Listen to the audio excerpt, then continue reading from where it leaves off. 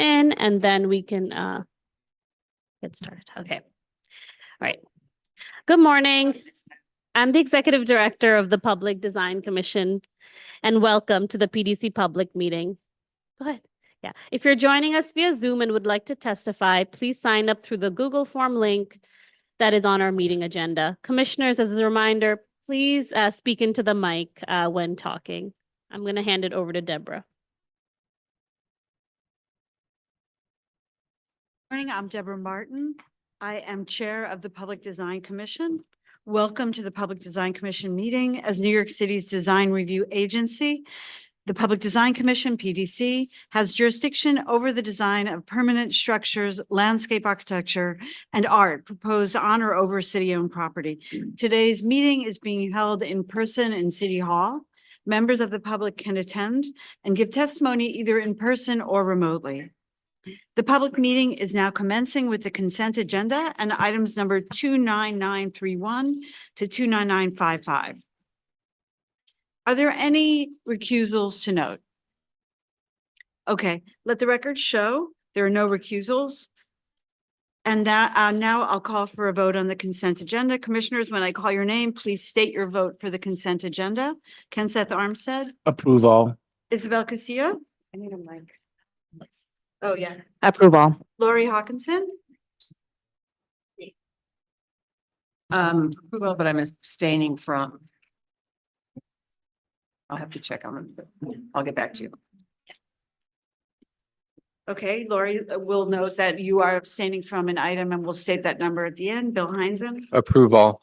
Karen Keel, Approve all. Harry Maloney, Approve all. Manuel Miranda, Approve all. Merrill Tish, approval, Jimmy Van Breen. Approve all. I also approve all, so with the exception of the abstention by Lori Hawkinson on number, 29936. with the, it's noted that 29936. it is noted that Lori Hawkinson abstains on item number 29936. And with the exception of that abstention, we have a unanimous vote on approving all consent agenda items. So approved. Okay. Now we will continue with the public hearing portion of this meeting. The first item is installation of Wings of Everchange by Jennifer Wen Ma at 70 Mulberry Street in Manhattan. Per standard procedure, applicants will give their presentation, then public testimony will be heard, and then the commission will ask questions, deliberate, and vote. We'll hear in-person testimony first, followed by testimony from remote participants. Please note, Commissioner Castilla is recused and she has just left the room for this presentation, and we can now proceed with the presentation. Welcome. Is this on? Okay, great. And maybe you could just state your name. My name is Jennifer Wen Ma, and I'm Thank you. happy to be back for the preliminary design presentation. I was here just about a year ago with the concept design. Will you be doing the presentation forward? Clicker. Oh.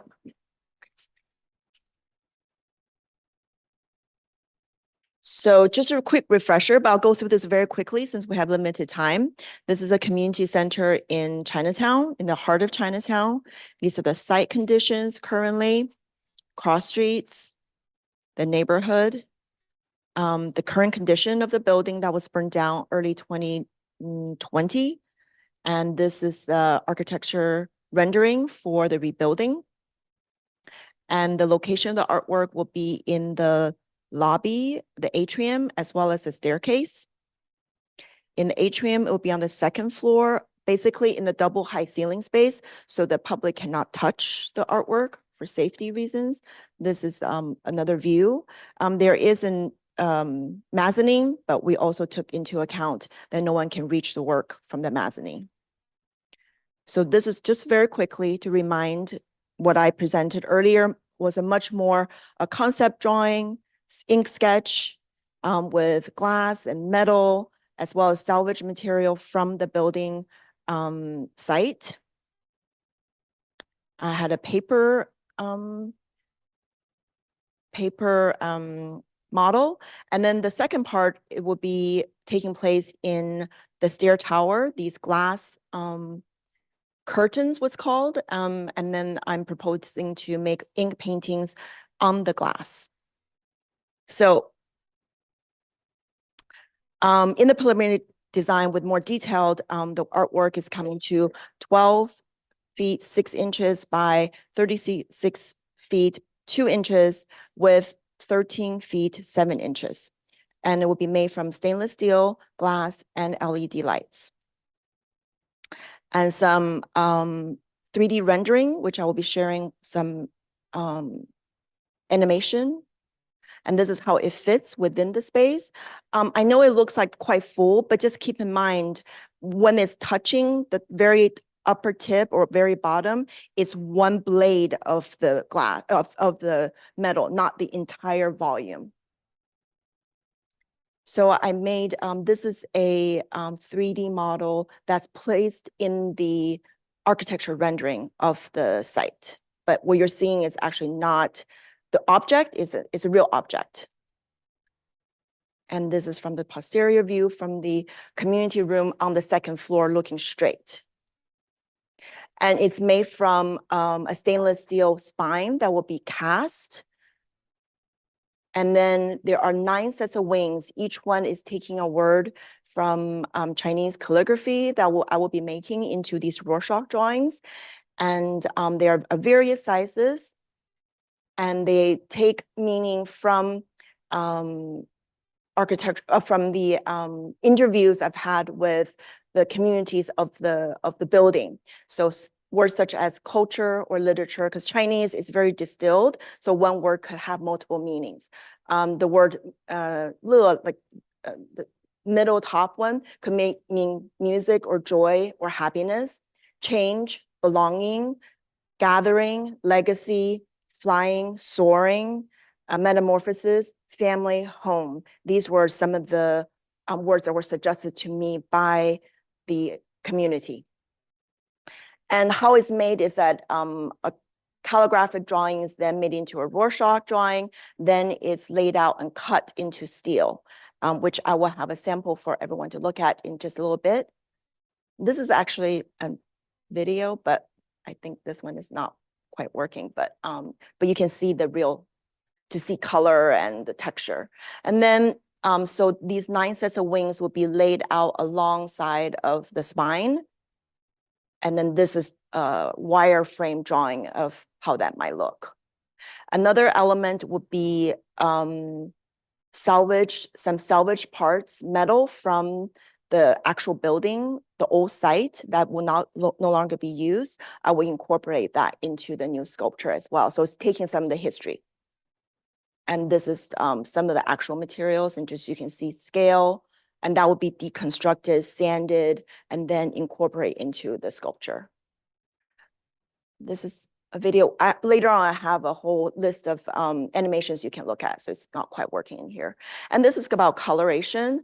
A lot of the steel will be the very kind of futuristic silver color, and then it'll go through colors of iridescent, light iridescent, and the tail part, I will undergo fire and heat treatment to create a much deeper patina.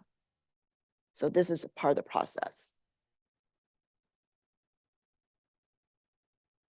So the glass, these glass time capsules I want to create as part of the sculpture. These are some early samples. And the idea are that I can embed writings from the oral history that will collect from the members of the community, and I have them handwrite these notes that will be embedded in the hollowness of these glass pieces, and that will be incorporated into the sculpture so that the sculpture really embodies the history and the voices of the individuals of the community. Here's some examples of how working out how the glass will connect to the sculpture. We want a hard connect for safety reasons, not using resin or glue, anything like that, that would deteriorate over time, but that it will be a hard connect so that ensures safety for 75 years. And then there is going to be a small LED light fitted inside the glass, so it will illuminate different kinds of colors as well. So these are views from outside on the street from 8 feet, 50 feet, 80 feet across. So you can see some of it from the 8 windows on that side. Okay, that's a video, but okay. So I actually made a 1:5 scale model. This piece is about 7 feet in length, just to see because, you know, in theory it sounded good, but I didn't know how the pieces will fit together. So I actually made it in stainless steel and in full articulation.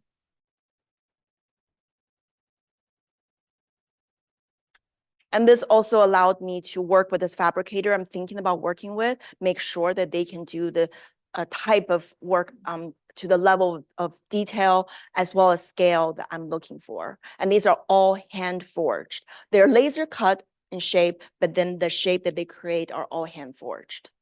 So this will show a little bit of coloration. And you can see towards the end of here, there's a much darker blues and purples and reds, and that's all from the heat application.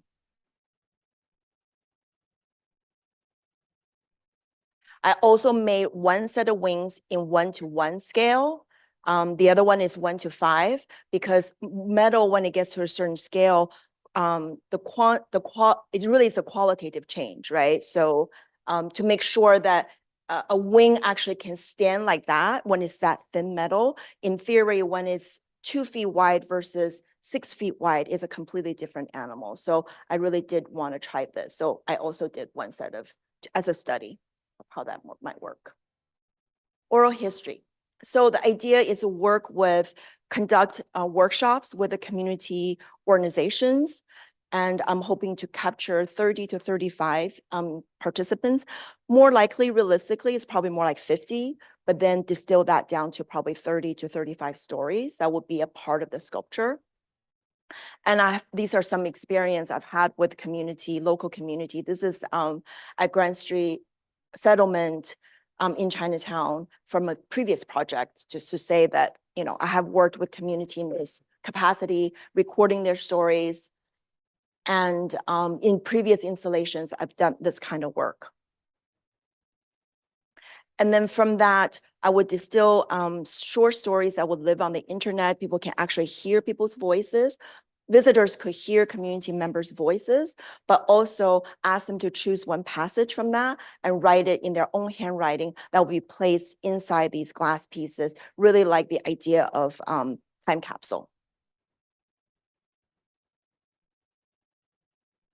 This is actually a video showing for the app. You can actually click on. The idea is that you would press on a glass piece and that story will play, but the animation is not working. And working with Bloomberg, who has a really long history of working with artists in this interactive medium. Okay, the second part, so that's the first part of the artwork in the atrium. The second part will be in the glass tower. So this is existing glass tower that's already for safety concerns, that's designed by Grimshaw Architects, that's already existing. So I'm providing the design only portion of what will be printed onto the glass. And that's a ceramic frip printing, which means the pigment will be baked into the glass as part of the glass. So it has longevity. It is not a film that we're placing over it. That is part of actually the integrity of the glass pieces themselves. So this shows transparency and opacity. And I have some samples we can look at in a little bit. And this is the glass rolled out. So ultimately it'll be 120 feet long, approximately 70 feet high when it's rolled out. And so this is in the process of making a composition.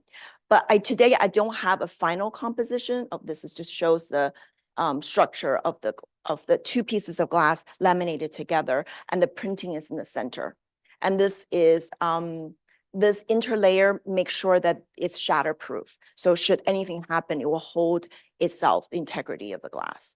So I do have a preliminary composition. This is not the final because I will need to conduct a lot of all the interviews and the stories will be folded in. So the idea is that there are 5 stories of buildings and these are long-term tenants here. They have long-term social engagement with the community. I'm hoping to capture some of their stories in here. So their history is part of the painting going forward. So this is more showing the style, the way that it will be done.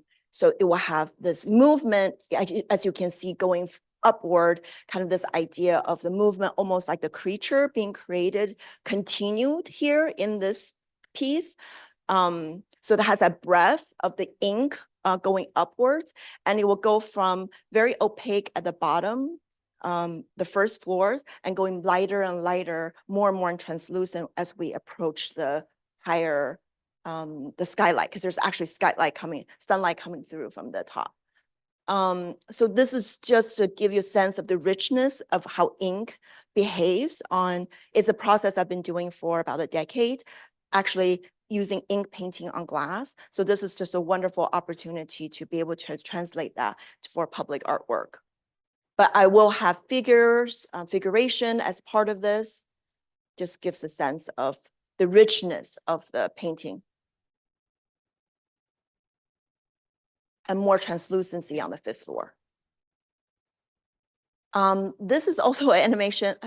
This is supposed to be an animation that shows different kinds of opacity. So parts of it is very opaque and parts will be very translucent so that sunlight will come through in the evening, the nighttime, the lights will come through as well. And that's a sample we can look at in just a little bit on the table. And obviously, this is just using a pre-existing painting I have in my studio. This is not the final work. And this is view from 13 feet from outside the building in the evening and 80 feet away looking at this. So we have engaged a structural engineering firm, Michael Ludwig Engineering, who actually has another part, taking part of this overall design with the architects. So he's really well acquainted with this project. So the sculpture will be built from 304 stainless steel, that kind of grade. The total weight is about 7,200 pounds, but the capacity is 12,000 pounds. So this is well within the capacity of the ceiling of the structure. And there's much more details there's a whole package of structural engineering. This again is a 3D model, which the animation is not working, but and he goes through and talks about hanging points, 3 hanging points are in triangular shape. And when the overall weight distribution is within the triangle, then we can ensure the piece can have equilibrium, which was after the study he did. I made the actual sculpture 1 to 5, and we demonstrated that it's actually very well balanced. Oh, this illustrates. So 3-point hanging, if the center of the weight falls within the triangle, then it will hang easily. And this is the anchoring system to the ceiling. And we've been working with the structural engineering of the building very directly, along with DDC, who was overseeing the safety and all of those of how this piece might be hung. We worked a lot on the lighting design as well. There's a full package of that as well. From electrical, make sure everything is well fitted, since I do want the sculpture to be with light internally, and obviously there's external lights. They're dedicated to the lighting of the artwork externally as well. So this is external lighting on the 2 sides that Grimshaw has left space for us, and we can place lights within these 2 areas out to light the work externally. And the idea is that we will have this dynamic lighting system so that there will be gentle, very gentle movement to show that as if the sculpture kind of is in motion, theoretically, conceptually speaking. These are the lights we've actually tested. Small LED that will fit inside the glass chamber of the cast glass. This is a sample of that with a handwriting. And we looked at this for both wiring, because the whole wiring has to go inside the sculpture, that has to be hollow to allow wire to go through, as well as heat to make sure it's not too hot. And we've left the lights on for days on end to make sure that that's not going to create a problem for both the handwriting as well as the sculpture, the glass itself. And these are some of the lighting diagram. It will be broken down into 3 sections. They'll be fed through the 3 hang suspension cables that will have electrical and data wiring coming down with it to ensure that we can provide electricity and data to program the lights. Render is not quite working. And then for the glass staircase, we also have lights both at the very bottom and the top. This is the top. This is actually skylight coming through. And the idea is that these 2 layers of light shining down for the evening hours will mimic some of the lighting from above. Again, this is for art lighting only, I'm showing, because the architects have created ample lights for safety passage for the staircase. So I'm only providing artistic lighting. So this is rendering for the skylight where these will be. And these are the fixtures. And this is for the bottom staircase. So it will be inset. There's a gap between the from the floor to the glass, and this will be inset here. So it'll be light coming from below and then from above as well. Again, this is all for the artwork for the evening. During the day, these will not be turned on because there are windows all along the staircase. Signage, this is towards the end. I plan to have both English and Chinese signage. This is a sample signage. The text is not final because that will be drafted closer to the actual opening of the building. But this is a location. One will be in the lobby to explain the sculpture. And then one will be in the staircase explaining the painting. Actually here, we didn't indicate, the architects have left a LED panel to the right of the signage. We plan to make a short video showing the process of making this. Is quite complex, particularly for the community involvement aspect to explain that portion. Okay, and then last time when I presented, the board has some questions for me, and this was a certificate. I just want to address that.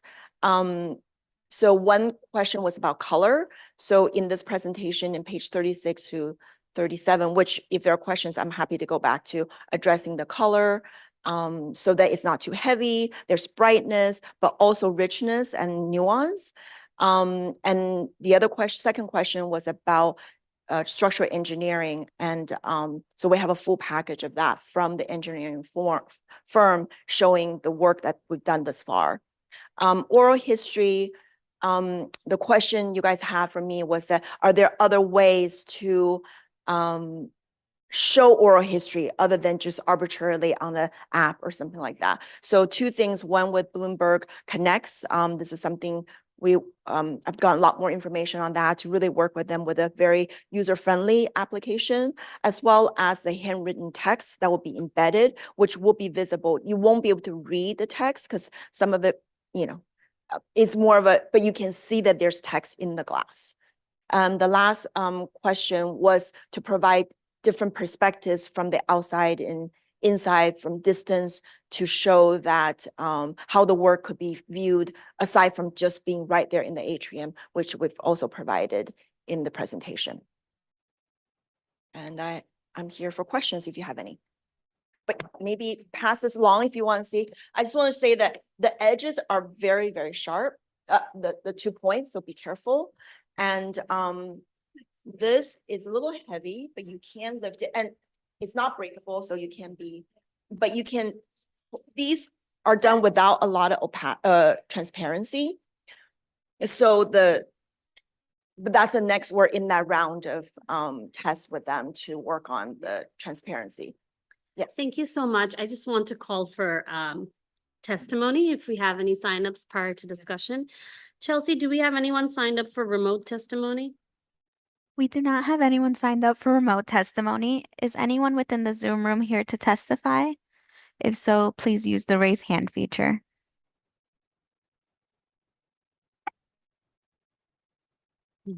Seeing no hands, we are okay to proceed. Thank you. We do not have anybody in person. So yes, over to discussion. Thank you. Okay. I just, Commissioner. yeah, I mean, this is an incredible piece. It's unbelievable. And also how thorough you have been with the work. I mean, it's just unbelievable. So I really want to commend you. Thank you. How exemplary it is. I just had one quick question. I probably should have asked it last time, so I apologize, but the way the glass is held together in a butt condition, in the staircase, Mhm. was it in the drawing? I guess. No, because that's all in the architectural drawing in the base building, Oh. but basically they'll be held with. If I spider could fittings, address that. Like a, from top and bottom of the stair tray, but at the moment. Hey, Lori, yes, it's a architecture's element. It's a pressurization shaft, also act as a guardrail to protect the people from from the open light well.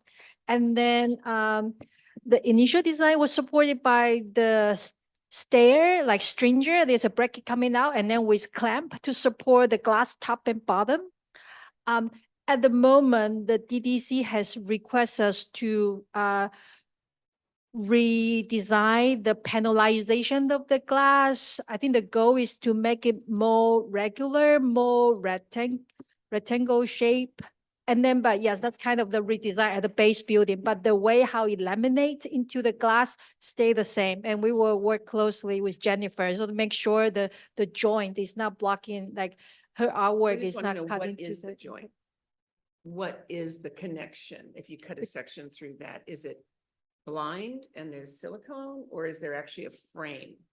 There's no no frame, frame. no frame. Yeah. Yeah, it's an open joint, Open air. open air. It's Ah, part of the okay. pressurization. So in case of the fire, the fan on the Okay. top running, they'll push the air through the open joint.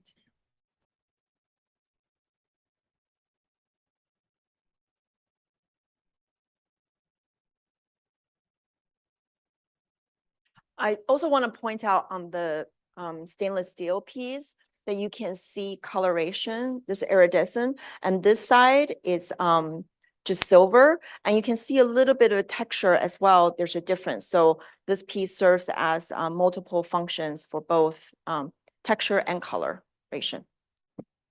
Just want to say, this is great. Thank you, thank you. I worked hard for you guys. And for the public, yeah. Okay. Thank you.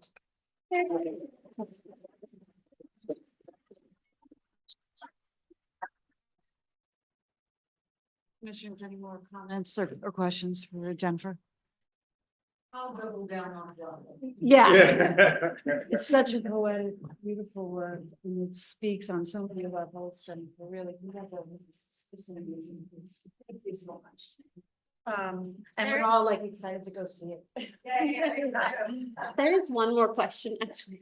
Oh, okay. Yeah, and perhaps this is something that you might have addressed. Do you have any plans to consult with the municipal archives on the oral history? So it lives beyond just the private app, which is the Bloomberg Connects app, which is great. But curious if you have a long-term permanency plan so that the city can also hold on to this. Absolutely. asset. Yeah, absolutely. Actually, the website will be hosted by DCAS, which is the operating agency. So we will be designing and all the oral history will be there. We'll design that, but they will be hosting it. And we've had meetings with them. But I hadn't thought about the archive, the city archive. That's a great idea. Yeah, So- we can make that connection. for you. Okay, that would be wonderful. Yeah, I'd love for that to have a more expanded life and longer history for them. Thank you. Okay, so then our comment is that we will connect the artist with the proper channels in the municipal archive so that we can make sure that this oral history is preserved for posterity. And with that, commissioners, when I call your name, please state your vote on item number 29956. Preliminary review of the installation of Wings of Everchange by Jennifer Wen Ma at 70 Mulberry Street in Manhattan, this is preliminary that we're voting on here. Ken Seth Armstead, Approve. Lori Hawkinson, Approve. Bill Heinzen, Approve. Karen Keel. Carrie Maloney, Approve. Manuel Miranda, Approve. Meryl Tisch. Approve. Jimmy Van Bramer. Approve. And I also approve, so let the record show that item number 29956 is approved by a majority, and congratulations again, Jennifer.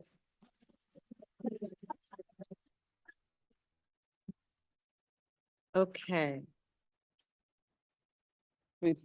Okay, so we'll now begin the committee meeting portion of our public meeting with the conceptual review of the installation of Astros by Ronnie Cavedo as part of the reconstruction of Queens Boulevard at the southwest corner of Queens Boulevard and Woodhaven Boulevard in Elmhurst, Queens. We will not hear public testimony or vote on this project today. We're waiting for the presenters. We're going to wait a moment for the presenters to assemble.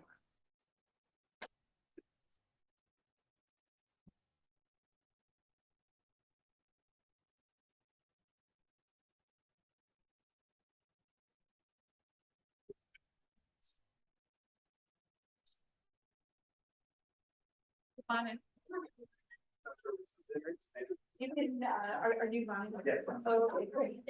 So if you're the first presenter, you can do it.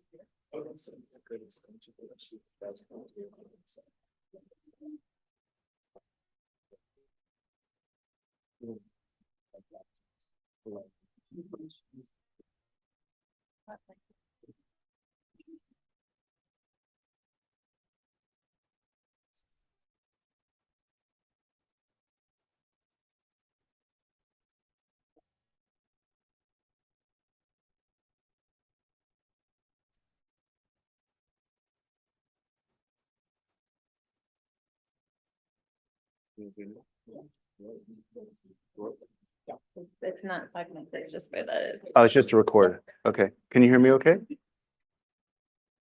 not Can you- amplified, so. I just want to make sure that the recording is good. Okay, great. Thanks. Hey, Sergio, nice to meet you.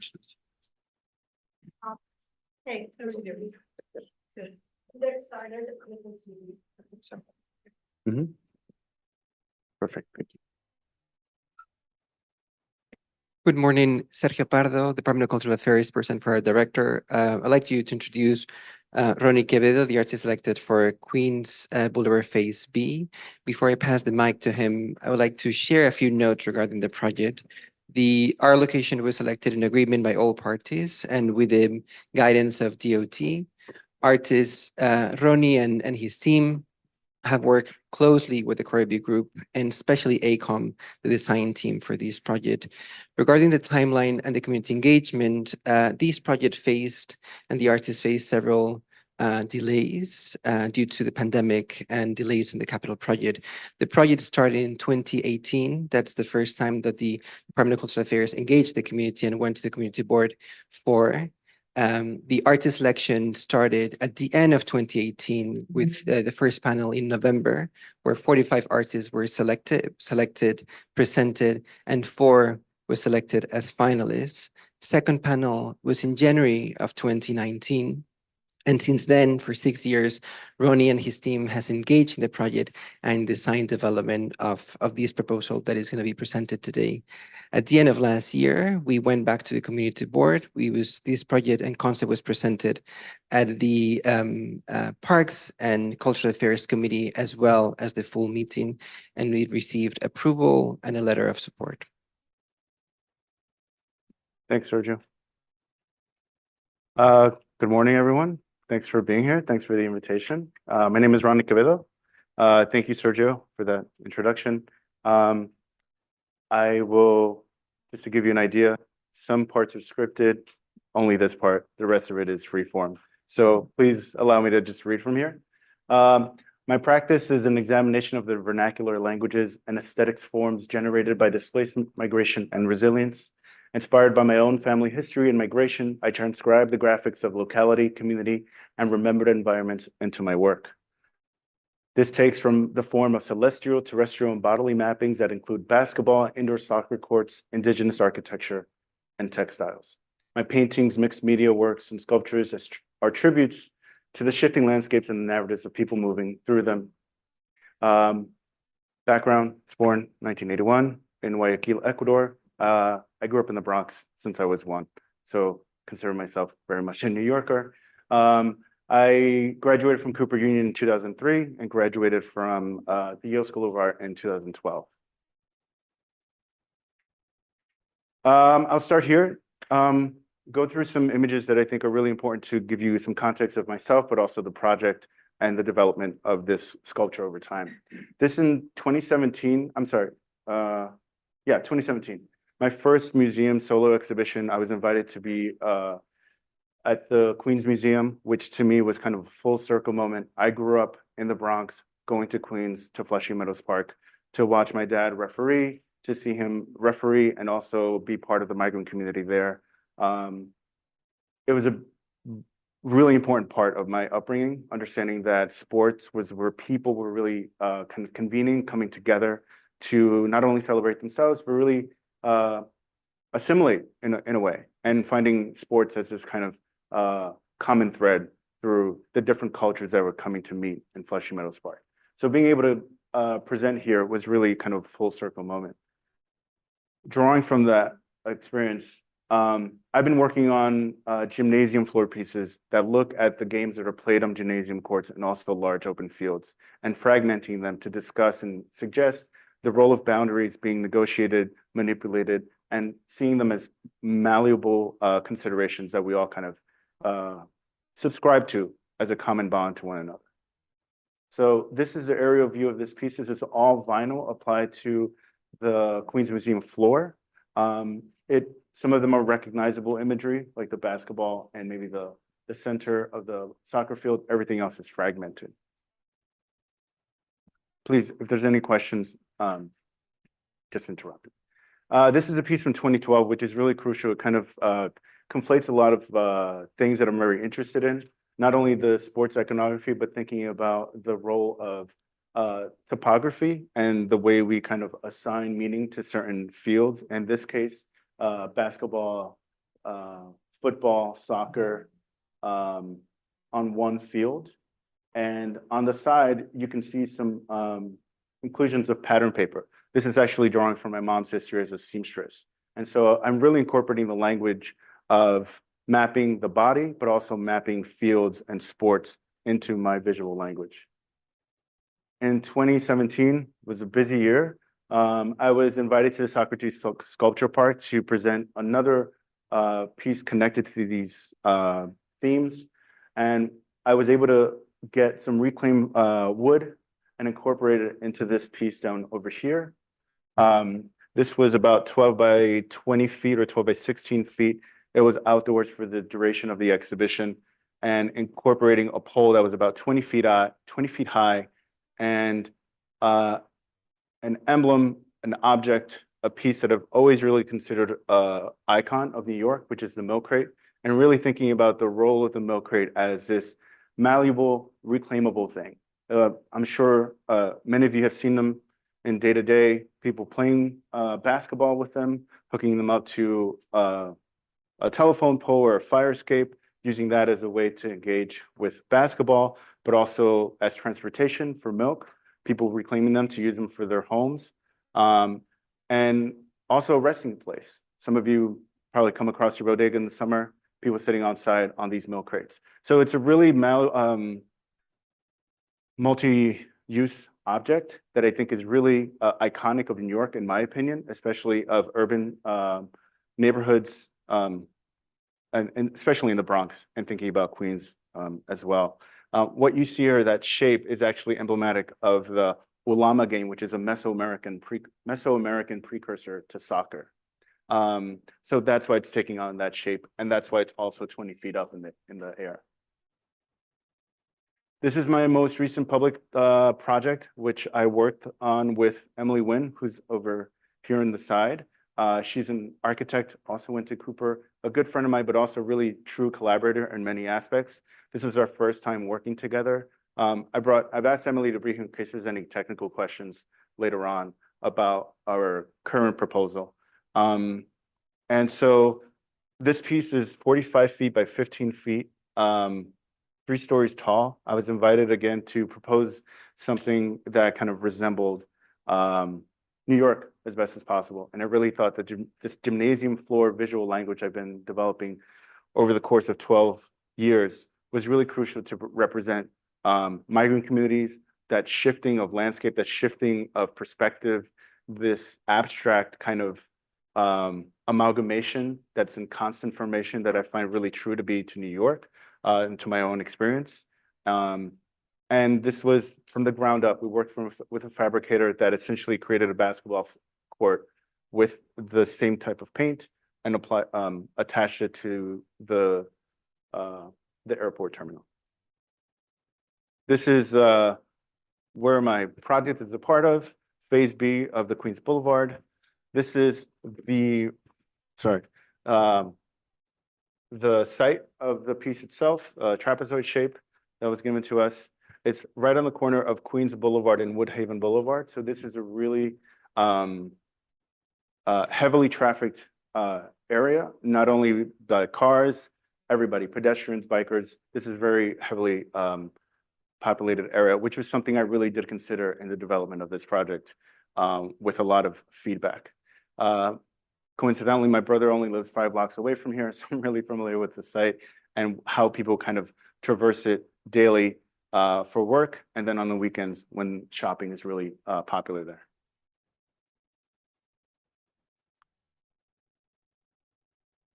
I'll try to go through this quickly.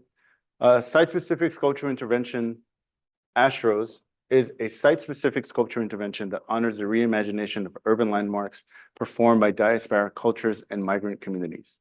Astros builds upon the multiple functions and iconic character of the Mill Crate. From hip-hop to basketball to storage, the crate serves as a vessel for rest, reflection, convening, self-expression, and play. The transformation of this generic object is reflective of the different communities, cultures, and populations that move within New York City. Astros is an offering to the diasporic communities that contribute to this urban landmark on a daily basis.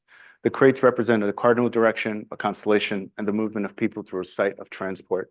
Each crate serves as a place of pause and play, suspending the active participation of city life to highlight the personal stake in the everyday. This arrangement reflects the various needs and stages of the daily commute from home to work to school to errands. The reproduction of an iconic New York City symbol, the Mill Crate, recognizes the role of appropriation and resourcefulness within those communities. This project pays tribute to the history of informal commerce, vernacular architecture, and the appropriation of generic objects in New York City's landscape. Some textural things that it might be interesting to understand: mark making and looking at the concrete as another consideration within our design. The role of sun and shadow throughout the day was also really crucial. It's a vast open space, just something really nice to be playing with. The Mill Crate, as you can see, and the visual language that I'm always pulling from is this geographic forms that we see and kind of everyday symbols, like a soccer ball and the hexagonal and pentagonal design of that. This is Astros. It's 20 feet tall. It's an accumulation of crates, both one-to-one scale. Some have altered, and some incorporate designed or lattice designs that are being drawn from being taken from my drawings. Again, thinking about the functionality and the role of this piece within the community was really crucial, and so we felt that the totem, incorporating as a totem, would really pay tribute to the Mill Crate, but also allow for the role of people going in and out, not to be in the way. This is a view from across the street. Going to move in closer. The people will be seeing this work as a bronze sculpture, and they will also be coming across moments that are opaque that is solid milk crate, still indicating a milk crate, but unavailable to kind of grasp onto or really pick at.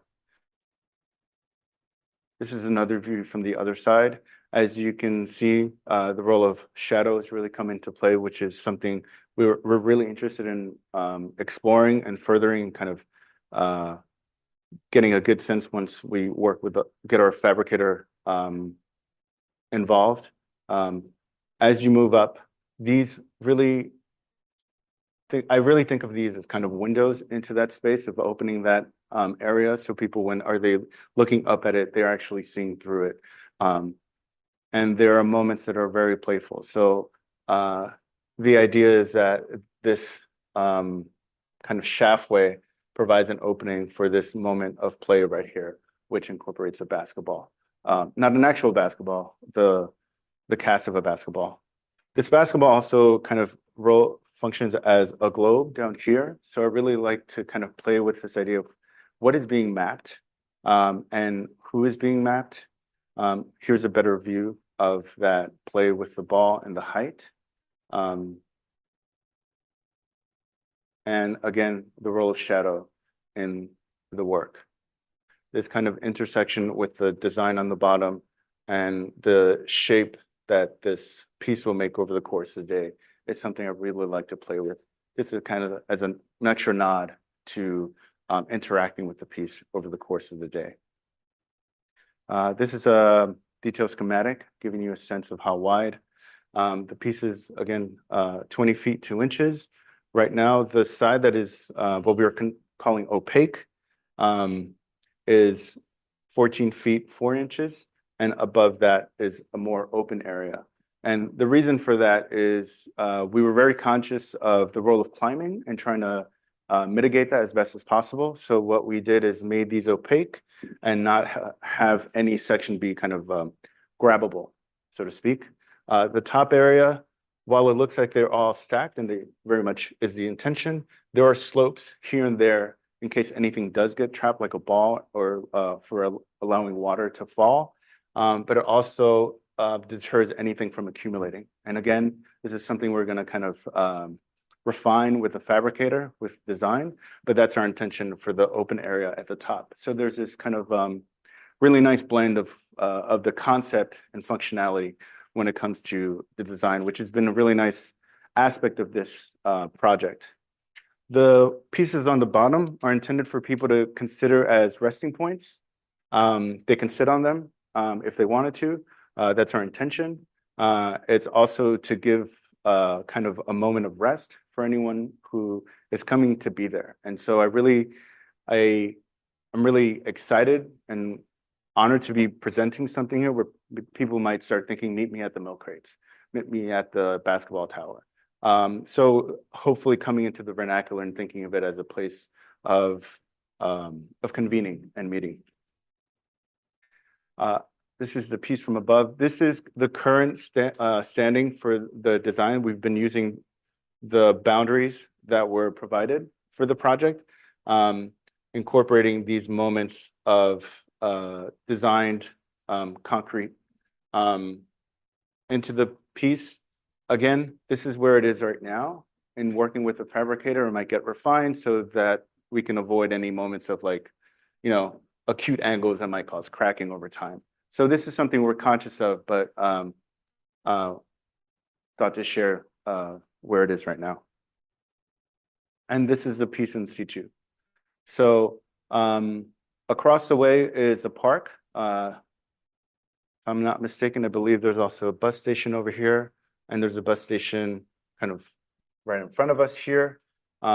Again, still very visible. It's a landmark in a sense. It's tall enough that people can recognize it, but not trying to be in the way of anything. I'm also very excited about the ways that everyday vendors will kind of be interacting with this piece, hopefully echoing what's already happening within the city. And these are additional renderings of what it might, what it will look like in the future. Yes, please. Thank you. I'm sorry, with graffiti. How do we make sure with graffiti? Yeah. In Yeah. other words, it's so vulnerable, Mhm. because it's so accessible. Yeah. With graffiti, I believe that's part of the maintenance aspect of it. And so I can't speak to it directly because it's something that will come up normally. I don't know. I'm happy to address it. I don't know in terms of the maintenance aspect. I know that's a big part of the upkeep for this project. I have know, one before question. have you completed your presentation? I just want to make sure that the next image, these were, sorry. Just to give you some process ideas of what we were thinking about. We initially started with a smaller piece, but really felt like the height was to give the piece impact. Lastly, we've also reached out to the community, which is a big part of this. The reason for the bronze is because I'm really inspired by the globes and the armillaries that existed in navigating space and land over the course of history. And so I'm really interested in the way globes have these engravings that indicate movement and grids of our Earth. And so one of the ideas is to incorporate that into the concrete, but also incorporate it into these moments here that are opaque. So I'm thinking of those as kind of plaques that are available to the community. And I've reached out to ask them where they're from, if there are any images, mappings that they'd like to kind of reflect in this sculpture. And so this is something that we have given out and we hope to continue to encourage the community to give us some feedback on these maps.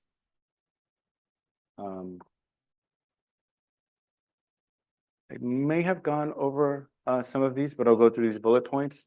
Artwork is maintained by the DOT. Bronze is not only longevity, but as I mentioned, connected to the armillaries and globes. Artwork was designed such that water can drain through the top. So we'll kind of discussed a little bit of that. These moments here have a slight incline, again, to kind of mitigate anything getting trapped in there, and to eliminate anything. All the areas below 9.8 feet have no protrusions on the face. And then the sidewalk concrete would be maintained like a typical New York City sidewalk. Lastly, this is a piece. And again, just want to end here after thinking that showing this in situ would give you a better representation of what to expect. So, Okay. thank you. I'm sorry? Oh, sorry. This is currently that lot is vacant. Emily and I have researched and saw that there is anticipated development there. So we thought it might make sense to just point that out as a building that will be in that space there. So this is pulled from, there's actual, I don't know if they're renderings, but there are designs generated for that site. Not falling on the piece itself, just to be clear. So what you're showing is the footprint that. This is the footprint of that It's a building potential envelope, building. Yeah, Sorry? a building envelope, that's, yeah, potential Yeah, building envelope. okay, Yeah. got it. But we don't know. There's nothing we know beyond that. Is it- right. Yeah. Is it housing? We don't know if it's housing. But AECom, they're just doing they're not doing the building. Not to my knowledge. Yeah. You gotta be on mic so people can Yes, hear. sorry. But the, Go ahead. ask a question. Well, I was curious about the big looming white thing also, so thank you. Sorry. Okay, go ahead. Beyond that, do you know how tall the other structure is? That, This structure yeah, here, the white, Building? the building, do you know? I think it was at least 3 stories tall from the last time we checked. Okay. Yeah. First of all, I just want to state for the record, Mhm. I'm a fan. Thank you. I love your work. Thanks. I think they're super successful. I think that one of the great things about the way that your work works Mhm. is that you take a material of every day and you allow it to breathe and expand and become more. And I think that's fantastic.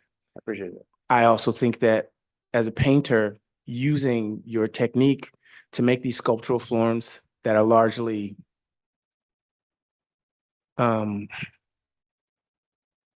topographical, largely like walkable surfaces, that in this particular case, what you've done is go into a boxing match and tie one of your hands behind your back.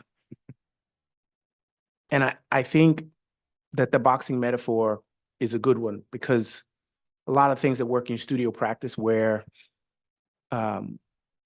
you have a controlled environment where almost all the other works you've shown, there have been controlled environments. Even Socrates Sculpture Park is a controlled environment. They lock it at night.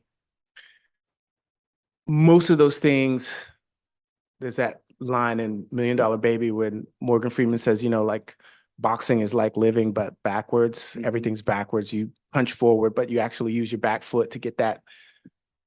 But almost everything is backwards in public art. And I feel like I appreciate the gesture and how you have got to this point with the crate and that you want to elevate it. And I love it. But I feel like for this location and for this use in this way, structurally, I don't think that it will last that long. And I don't think that you've accommodated for that. It will be climbed every day by more than 2 people. And that if it is, I don't know how it will wear. It's exceptionally climbable to me. There are finger lips all over it. And even average athletes can get to 14 feet as a leap. And they will, because there's a basketball up there. So it's this invitation for athletically inclined people to say, touch me. And they do, because there's no one to stop them. And kids, if they like it, they kick it or they lick it. And sometimes if they hate it, they kick it or they lick it. I can't tell which one it is, but there's a lot of kicking and licking with public art. And I feel like this piece, on both of those accounts, will have a lot of those wears and tears. I don't know how anybody else feels about that, but I want to say that in a controlled environment, I would have no problem with this whatsoever if there were. But I feel like many people had a question about the looming white mass. And then I looked at how you had overhead, and for this piece, there's that sort of topographical kind of mapping that you have on the ground, but like no one will be able to see that overhead view. There's no place where you can get that vantage onto it.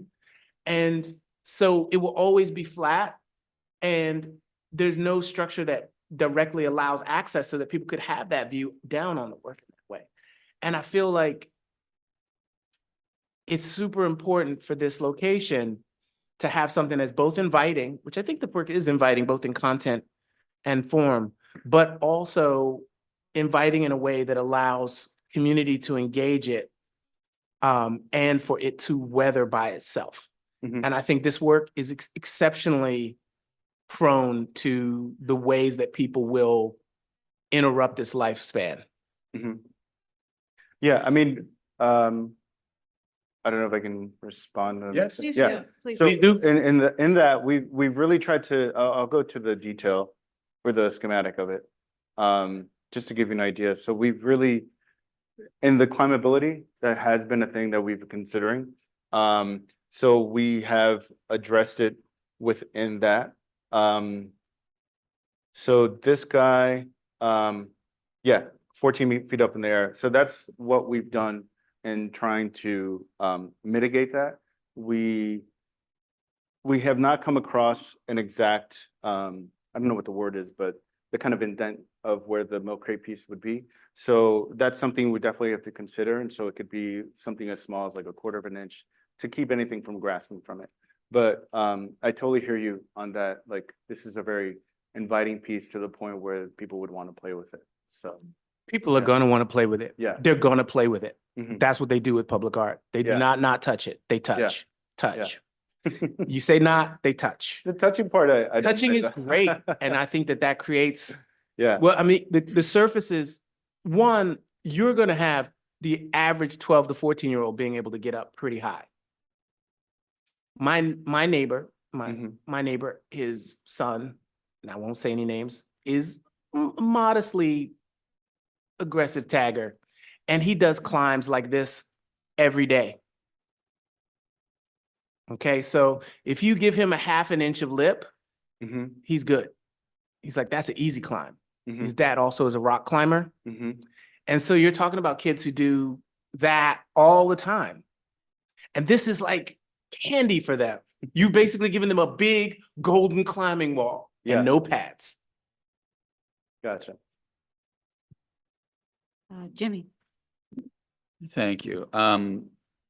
I too want to say I love the basketball court works that I've seen. I think I love your origin story with going to Flushing Meadows with your dad, who was refereeing the games.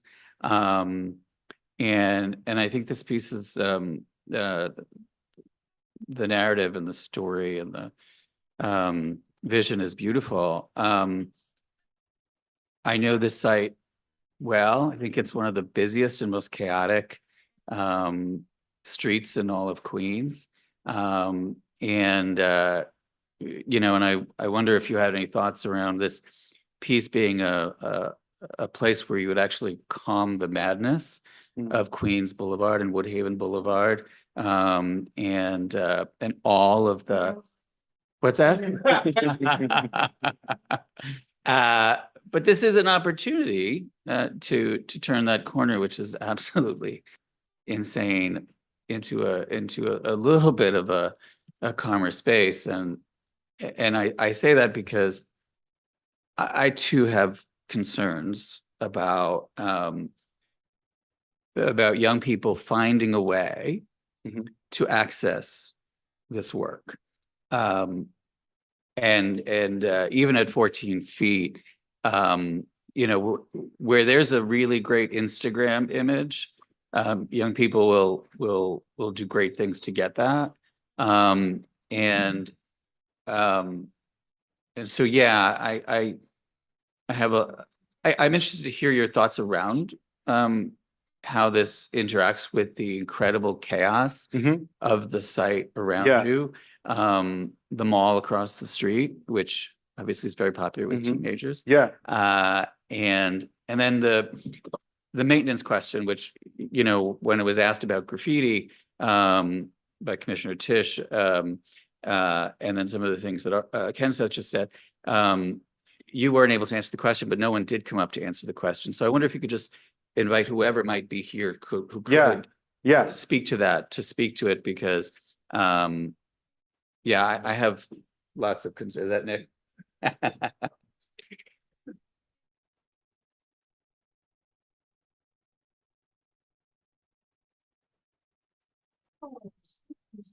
Hi, commissioners. Nice to see you all. Never, never. So do you want me to go? I'm happy to go. Sorry. First of all, did you pick this location? I know, I did not. It's a good location, though. It is very busy. Incredible. So as with all of Queens Boulevard, this is going to be something that DOT is taking care of, both with a big focus on the landscape aspect, which you've seen as part of the other projects. So we will have a contractor as part of this to take care of the full corridor, focused on trash, litter, horticultural maintenance, as well as the irrigation system that's going in. As part of that, we are also provisioning for sort of regular care of the artwork as well. It won't be the kind of intense art conservation care, but any kind of graffiti or regular day-to-day cleaning will be something that we can handle as part of that. We've also had some really good conversations with our friends at Parks who have more experience in this realm. And we've, gotten some hands-on experience in that. The piece by Hank Willis Thomas at the base of Chillery Street is also bronze. So we've had some experience with this kind of materiality and the sort of day-to-day maintenance that would be required. So Nick, the height of the piece, and I get why that's really important, Mhm. and it is. But in addition to the scalability and the desirability of somebody to access the site, you know, it's the height of some of our trees, right? We all want to get rid of plastic bags because they blow and then they get stuck in a tree. If a bag or series of garbage bags or plastic bags get stuck in one of those top rungs, are people going to go up there and track it down and take it down? Or is this lovely site in one of the most heavily trafficked sites in Queens going to look like crap? I think it's a fair point and something we can certainly take a closer look. Obviously, the maintenance crew, they will have cherry pickers because they have to do some tree work along the way. So the like ability to physically get up to this kind of height is not out of the realm of possibilities. The frequency with which we can do that, how often it's going to capture trash, I think are all fair points and hopefully ways we can maybe evolve this to not be as much of a trash bag catcher if possible. But I think it's certainly a fair point. I'm not so concerned about the Well, accidental, and I know that you're I'm not concerned that. finished. Oh, my bad. Yeah. I'm sorry. Thank you. Mhm. So the basketball that's coming off that crate Mhm. is, I assume there's not an opening at the top of that, right? Or is Up there? here Yeah. at this part, Is that open? currently, I think there is an opening. And then around it, there should also be opening. So like it enters through the piece. Yeah, So it's like, oh. yeah. So I, you know, I'm not an expert in basketball, but I know that that's a hoop and that young people might be inclined to Yeah. try and see if they could get a ball in there. Yeah, That might be sort of or trash, but let's just call it a ball, right? So a couple of Yeah. kids, they have a basketball, an old basketball that they're not currently using. And the game is going to be to see if they can get it stuck in there, right? And there are thousands of cars and trucks and bicycles going back and forth between Queens Boulevard, Woodhaven Boulevard, and then there's that Hoffman Drive that curves onto Woodhaven, right, by Yeah. the former hospital. And you got kids playing basketball on that corner trying to put a ball in there. Is that a concern? Yeah, those have been concerns as we've gotten into kind of the later phase of this. And, you know, working with Emily, like we've considered that up here. I think down here, we've also given everything a slope. So the idea that if anything does kind of get up here, you know, it kind of will funnel out. That's a really good concern to discuss with our fabricator. Maybe it's something that we need to close up and just make it a slope. Down here, similar fashion, it could be something a relatively simple fix, so to speak. So we know that we're being kind of directed by everyday use before my kind of consideration as an artist. So those things are a big part of our decision making. So like if things like that do come up, yeah, I don't see that there isn't a design solution for it. My last point is you're a great artist. This is a lovely piece. You know, my only concern is the location, right, of the piece. Yeah, that's and a good point. is this and are all of the contingencies ones that we can even think of today and account for? Just people from the 1% who make the site selections. Who makes the site selections? Is there a reason? Oh, so could you tell us why this site is so intuitive for this piece? I'm just curious because I seem to be missing it. Or is it the only site we have? So with every project, we look at the most visible, the most accessible, the most public sites throughout the project. And for what Jimmy said, for example, this is an optimum location for all of those reasons. So this is really where you want. Yeah. I mean, I think And this is. it wasn't just like a % for art decision. It was sort of like a group decision. No, but that's an amazing site for art. This is an amazing site for art. But this, yeah.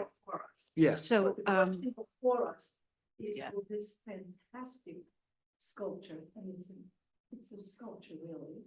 Will this fantastic sculpture be well suited, given the parameters of how it's so appealing for so different reasons? given where it is? And is there a way to address some of these concerns without diminishing?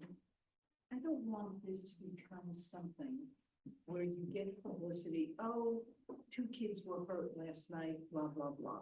So instead of being a great addition, it gets all this negativity that builds up around it.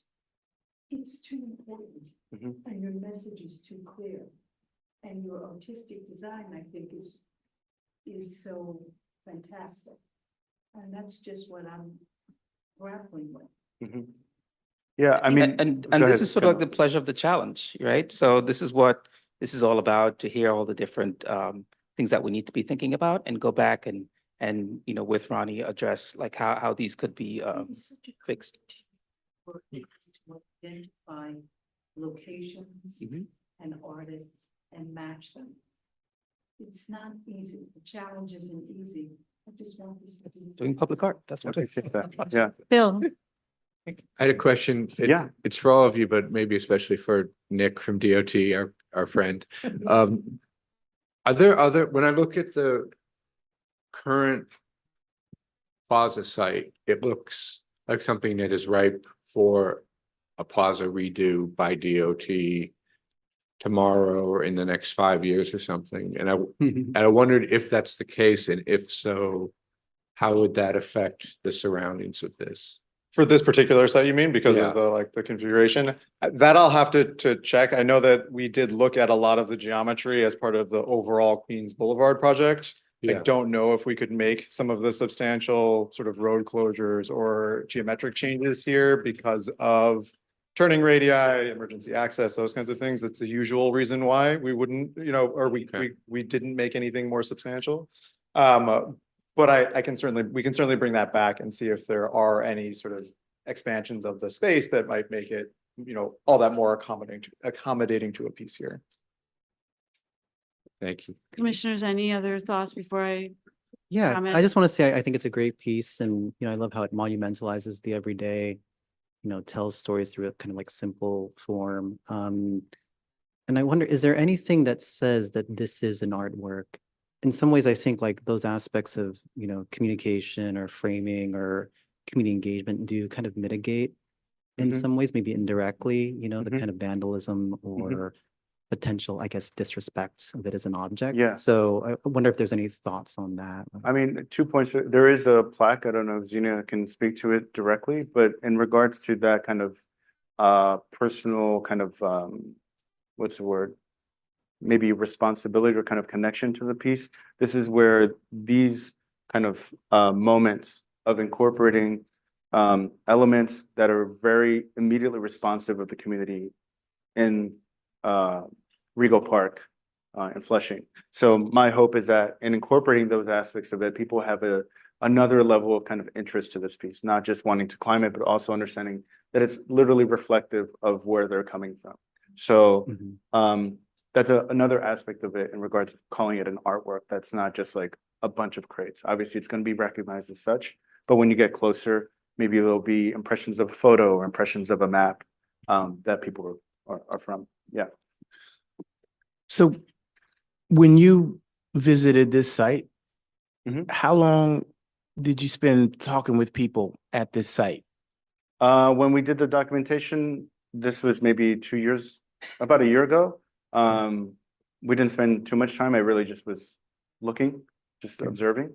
But I haven't spoken with the vendors, if that's kind of. The people that work on that corners, they are the only people who will really love this work. Like I made work on a corner similar to this, and Nick can tell you in DOT. And basically in the morning, there was a guy that sold watermelon. In the midday, there was another person that did this. And at night, there were the crab boil dudes. Okay. Now those people guarded my work all the time. I knew them by name. They knew to call me. And also they were like, you know, I love this work. This work is mine. It was like their Good to know. car. That's really good to know. Yeah. I suggest strongly that I conceptually at this level, I understand what you're doing, but I can't conceptually support how you are doing it. Okay. But I do want you to know that if you take this concept back to that corner and talk to people on that corner, I think that we'll invest it with something that will allow it to use this corner and this object in its best form. Now, for me, in this one way, because I don't live at Harlem and 116th Street, but that work was there for like 3 years, I had no problems because everybody knew that they were like, oh, did you see so-and-so? You know, he comes here like once a week. I met him. They told me that. People told me, oh, I met him. I was like, oh, great. And that's part of the thing. So it feels like this work, for it to be community engaged, I think you need to know more. Like, you picked the symbol that I think everybody in that community can team around. I want to know how you want that to have its best form. Yeah, thank you. It is Thank you. gorgeous. Thank It you. is gorgeous, but I can't support it at this time, but I do feel what you were trying to do. Yeah, And no, I- that's I- really good feedback, because I think that aspect of it, the not only, because local can also be kind of a generic term. We talk Yes. about like every day, who's showing up at 9 a.m., who's showing up at 7 a.m., who's showing up at 3 p.m. But I was there at 8 a.m. on the crate, Yeah. on the corner Mhm. with the people who use that corner. Mhm. I was at that at night. I was there. Yeah. So this work feels like you're projecting what someone on that corner wants. But I can tell you the first thing that's going to happen is somebody's going to take their old shoes and they're going to loop them up in there, because that's the first thing that goes on any hanging object that's high like that. So some old Jordans, and then it goes from there. What the next steps are going to be. Yeah. And I think this piece has the potential to be like the most amazing thing that happens to this location.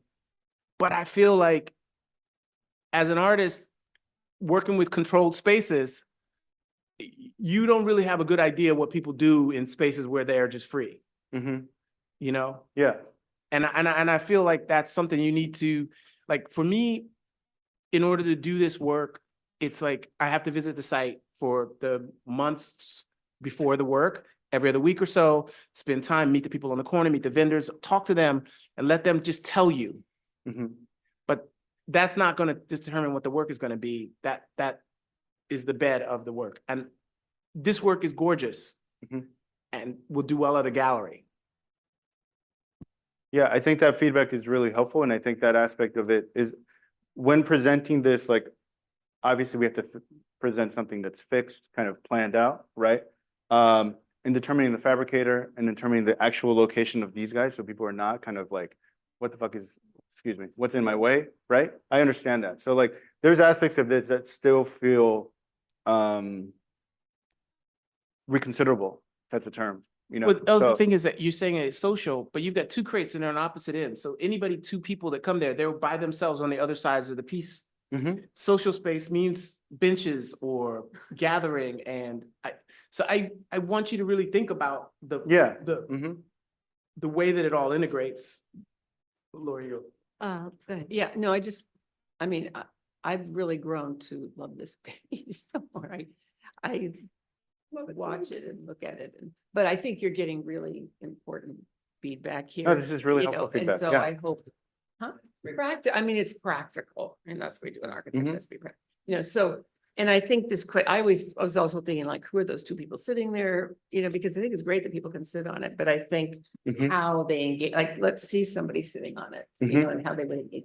And then I had a question just about the limits, because you've been Yeah. given this blue line in plan, and I was just like, did they say that's it for you and that's all you get? Or why is that? Because the line's not gonna be there. Yeah, There's I a can't line. speak to the why. All I know is that these are the bounds of the piece. I That's know the that they're in our discussions, underwater, water lines, I think is a consideration. So I'm sure there's specific But I mean, reasons. they're doing a new sidewalk here, aren't they? What's happening around this? That's what, you're So- gonna meet what, and what happens when the new one comes, or, that's my concern. Like, why wouldn't you be, what you're doing on the ground is not that expensive, right? It was just some deep. So, and Zena, if you want to concrete. clarify, but my understanding just now is that there are also significant underground utilities here, DEP work, so on and so forth, that will limit. Oh, they're the, gonna like, dig it up? Yeah. Maybe? So I mean, Is that this true? whole piece will, the whole sidewalk will be rebuilt and new as part of the capital project, right? But the DEP water main that's running underneath, they'll never replace this if they ever have to do work in the future. So I They think won't there's. have to ever dig this up, but they might Oh, have to dig well, anywhere else. Correct. Yeah. Yeah. I see. Yeah. From my understanding, this is like the safe zone if there's anything that needs to Oh. be done. Like DEP says, Around don't put it. anything over our stuff. I like, see. Yeah. Period. Got it. Yeah. Which is not. Okay, ever- I mean, I actually love the informality of it not being in a gallery, but being at a location like this. But I think I don't need to Mhm. reiterate this. I think you've got really valuable Okay, input. okay. So Sorry. any last points before I summarize? Okay, so before I summarize, I want to just say personally, I think that what you've picked here is really resonant, and I feel strongly, as Ken said, does, that it will resonate most deeply with the people who are coming there every day. Mhm. And you talked about the social life of crates outside of bodegas and in parks and in community gardens and like all over. Mhm. So maybe that's a kind of thing to think about, like that it's not these isolated things, but actually they become a kind of infrastructure for engagement with each other. Mhm. I'm sort of less concerned. We have many totemic sculptures in our city, so in a way, I'm like less concerned about the climbability. You need to address it, but I think you Sure. can address it. Yeah.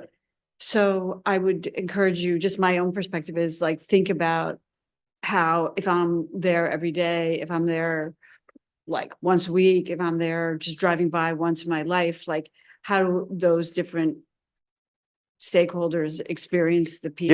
Yeah. And who it's most intimate to is, I saw Ken says sculpture in Harlem, and I saw people engage, like people Mhm. who are there every day are going to kind of either take ownership of it or turn their back on it, depending on what you do. Yeah. So, No, those aspects of it are something I do really need to consider, and, yeah, so there may be something the there. functionality of it, really. Right, The yeah. living functionality of it. So I Yeah. do appreciate that from everybody. And Yeah. once you think about that, there may be like formal implications that will help solve your Mhm. other issues. Mhm. So with that, I'm just going to summarize what was said today by my fellow commissioners. And then we would ask for you to consider those things. Okay. You're the artist, so it's your work, but Mhm. just to consider the following. One, obviously concerns about climbability. We talked a lot about that. The possibility of thinking of this as a calming element in this very busy landscape is, I think, an interesting one. And I'm not sure how you would do that, but for you to consider. That we would like DOT to speak to us about the maintenance protocols with whatever Ronnie comes up with ultimately. Closing, if you're keeping the basketball loop, like close it, because I Mhm. totally agree. I would want to throw a basketball up there, so like any kid would want to do that.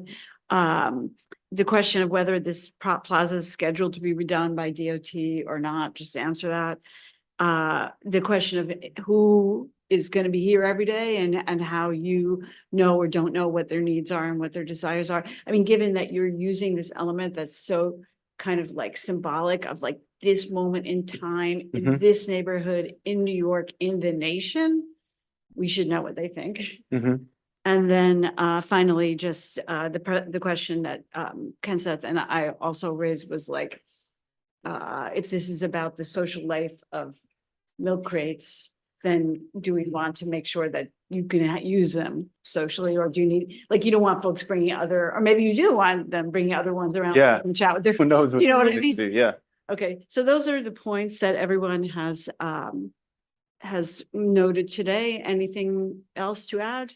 Okay, that's it. Ronnie, we love this piece and Thank we you. really are there to support you in evolving it to make it work because it's fantastic. Well, thank you all very much. Appreciate it.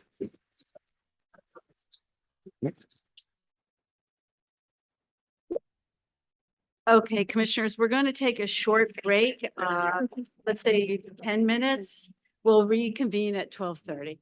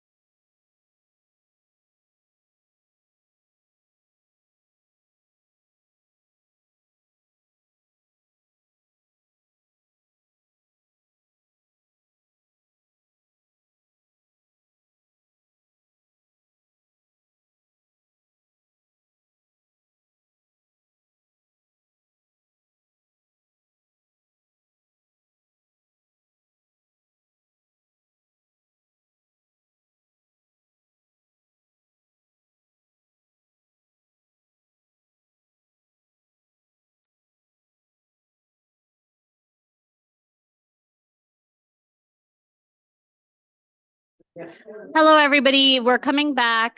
We are live and the team is coming in. Thank you. Okay, we can get started. Yeah. Team is coming in.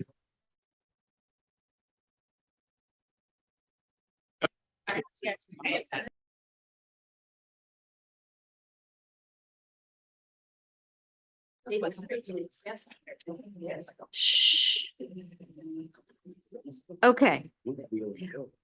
We'll now continue with the committee meeting with the conceptual review of the reconstruction of a mixed-use building, including construction of a residential tower at 395 Flatbush Avenue in Brooklyn. We will not hear public testimony or vote on this project today. I do want to note for fellow commissioners that this is a private residential development, but because it is built on public land, PDC does have purview over the building envelope to some extent, its relationship to site and the site around the building. So with that, presenters, you may begin when you're ready. Welcome. Hi, everybody. Brian Baldor, the PDC liaison from HPD. We don't have many projects come before the commission, so happy to be here. And they have most of the interesting things to say, so I'll pass it off. We have Ian Klein from Rubina Development. We have Noah Bicklin from Ten Burke, and I will be passing over to Ian. Is the lapel mic working? Okay. Hi, so thank you so much for having us. We're here to present 395 Flatbush Avenue. This is a site that is owned by the city that has been ground leased by our company, Rubina, in partnership with Park Tower Group since 1977. In 1977, we purpose-built a headquarters building for Verizon, which at the time was a big deal for Brooklyn. We're about halfway through the ground lease, and what we've realized recently is that there's an opportunity to do something on this site that is much more in keeping with what the neighborhood needs today. And we approached the city about that, and we've been having a dialogue now for some time. The city then came back and helped us recognize the potentials of the site with the new city of Yes zoning and incorporating that. And we've come up with this project that I think maximizes housing, affordable housing, as well as a series of public realm improvements at a very important, much needed location. So first slide. Are you slides? I was trying to use this here. There we go. Okay.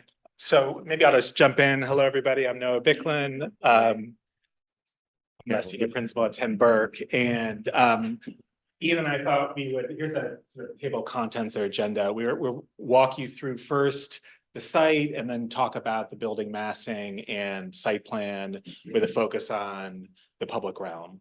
And we'll end with talking a little bit more about the architecture, the conceptual approach to the architecture and materiality. And I know there were a few questions that we received in advance, and we'll try to answer those as we go, but also feel free to ask questions as we go.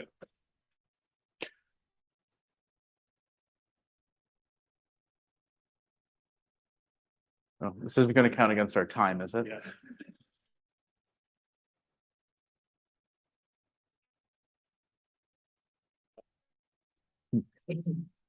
So this is the site. I think it's pretty recognizable given its location above the DeKalb Metro, which is one of the busiest subway stations in the city. We've all seen it. It sits at the crossroads of a number of important city urbanistic initiatives, including improvements to Fulton Street, the Eds and Meds initiative in connection with Long Island University, and the pedestrianization of the Flatbush Avenue extension. The full block site gives us a lot of really interesting opportunities. It also has some constraints. So the MTA subway tunnel runs under approximately 40% of the site, and the existing building bears on the roof of that tunnel. So for that 40%, all you can build is the 7 stories that are there right now, which pushes high-rise development to that remaining 60% that's unencumbered subgrade. So we've been trying to take that on and develop the best possible tower given that constraint. Just a transit map really quickly. I won't belabor it. I think we all know this is an extremely transit-rich location served by subway, bus, et cetera. In addition to the subway tunnel running under the south edge of the site, The MTA also has an easement in the northeast corner, which is where the subway elevator and stairs are. Our plan will keep the existing elevators and stairs and improve the public space around it. So here's some views of the existing building. It's from the 1970s. Currently commercial space. There's an arcade on the ground floor, so pushed in. Does not meet the street in a very friendly way. And I think what we've really thought about is how do we reconnect this site and this building to the street in a way that enlivens the public realm. And here you can see some of the views within that arcade, including the subway, which is at the north of the site. I'll talk about that in a little bit, but there are a number of pinch points there that we're looking to expand and kind of make more connected. So Ian talked through this. I'll just very quickly kind of talk through the diagrammatic approach to the massing and approach to the site. So on the far left, you can see the existing building.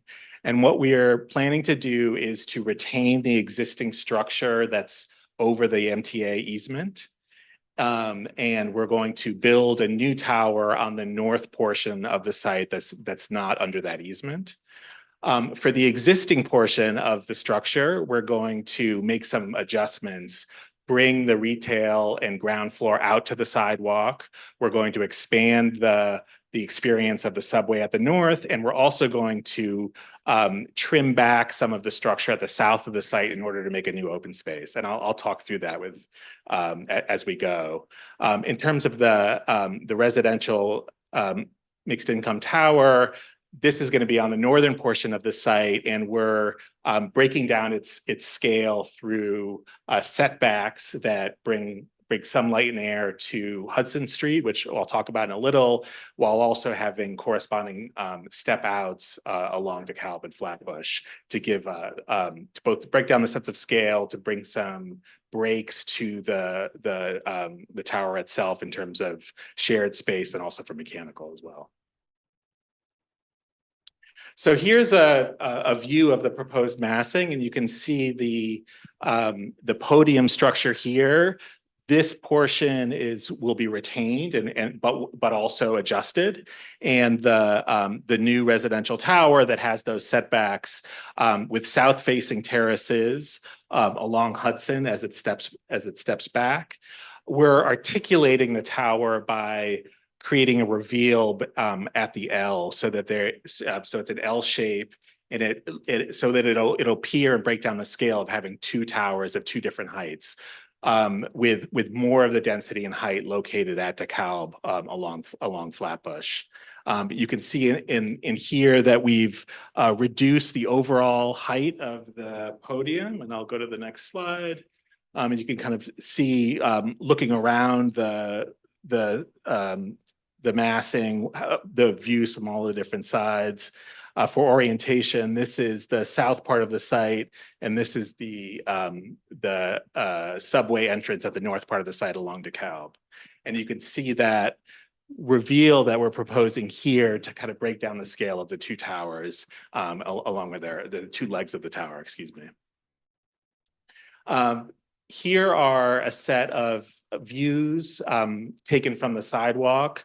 On the upper portion, you can kind of see the development from vantage points around the neighborhood. And then on the lower portion of the site, you can see primarily the experience of the podium at a kind of big massing scale from the surrounding sidewalks.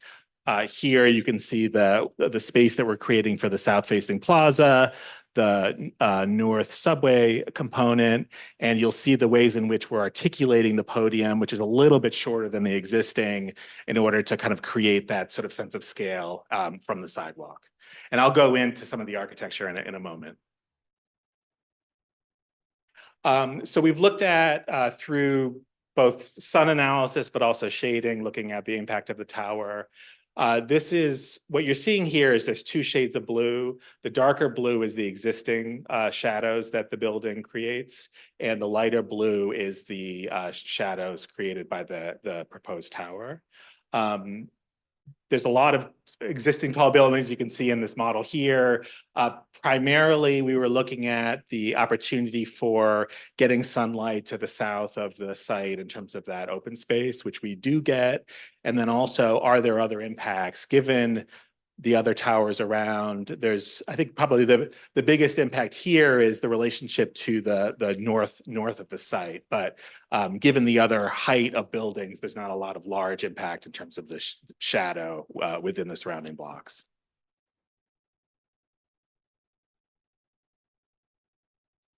Okay, and so now I'll get into the kind of the site experience, and I'll talk first about the relationship of the overall site plan to the public realm. Here you can see some of the photos taken from the existing building. The subway you can see on the lower left there. You can see the relationship of the arcade.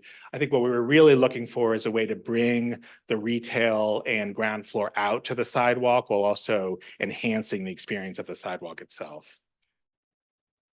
So here's a site plan, and you can see some of the key opportunities that we identified for the project. One of the things we really wanted to do was create places that could enhance the circulation. So at the south of the site, looking for an opportunity to create an open space. At the north of the site, creating a better sort of place for the subway entry, particularly given the Paramount Theater was renovated across the street. I think this is a real opportunity for this to be not just a circulation zone, but something where people could actually know where to meet, et cetera. And there's also Hudson Street, which is on the east side of the site, feels a little bit like a back of house space. And we were really looking for an opportunity to make that feel pedestrian scaled. And then one more on this, sorry to interrupt, the parking lane on Flatbush Avenue, we noticed was potentially an underutilized asset. This is a heavily trafficked street. Metered parallel parking didn't necessarily make sense there. We saw it as an opportunity to create an extra wide sidewalk in keeping with the city's goal and link together the subway plaza with our new plaza at the south end of the site through a continuous series of improvements. We have had discussions with the DOT, and they're very amenable to us turning that parking lane into a widened sidewalk as part of this project. So here's the proposed site plan, and what you'll see, some of the kind of key moves that we've made. We've brought the retail face to the edge of the sidewalk, so you don't have that sort of darkened arcade, while we've expanded, to what Ian just noted, expanded the sidewalk along Flatbush to have it feel more in tune with the kind of widths that you get, and that feels public. We've scaled back the structure at the south to create a new open space with retail frontage that is fully accessible, feels connected, and I'll talk a little bit about the design in a moment. We've also reshaped the experience of the subway entry at the top of the site. We've introduced retail along Flatbush, facing onto this Fulton open space, and also onto Hudson Street as a means of activating and making that feel like a pedestrian scaled street rather than what currently feels like a back of house space. And then on the corner of DeKalb and Hudson, the location for the new residential lobby and entry. In addition to that, kind of a commercial and retail lobby that feels double height space, that feels welcoming, that's adjacent to that subway plaza, that also will kind of help with the site circulation on the site. And I would just add, we're programming retail on the first two floors. As you could see, more neighborhood retail on the ground floor, more larger destination retail on the second floor, accessed off of Hudson. The third and the fourth floor, we're saving for commercial office / community facility, tenant TBD. But we're trying to set the table here by having a proper commercial lobby off of the subway entry to make sure we can get the right tenant there, whether it's an institution, et cetera, as we go forward. Great. So just to try to kind of make a clear diagram about the changes that we've made, you can see in the two dashed lines, the inner dashed line is where the current arcade is, and the outer dashed line is the kind of the above the first floor, the footprint of the building. And you can see the adjustments that we've made, reducing the pinch points along the subway plaza, carving back out this part of the structure to allow an open space there and bringing retail to the street, but also making sure that that street has trees and kind of has those widened sidewalks, et cetera. So these were the kind of the key moves that we wanted to do for the public realm. Yeah. That's right. Yeah. And I think also just to kind of also be clear, just about looking at the kind of overall site circulation. I know this was a question. We wanted to use layering and trees and street furniture to really make all of those sidewalk experience feel connected. There's about 4 feet of topographic change around the building, and we wanted to create a fully accessible experience of moving through the site. So I'll talk a little bit about how we doing that here, but all entrances are accessible.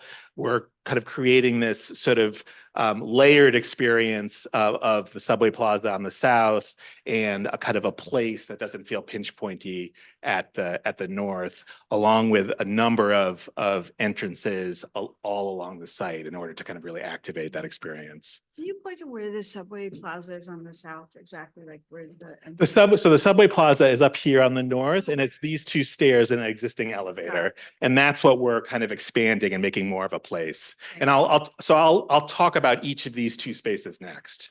Yeah.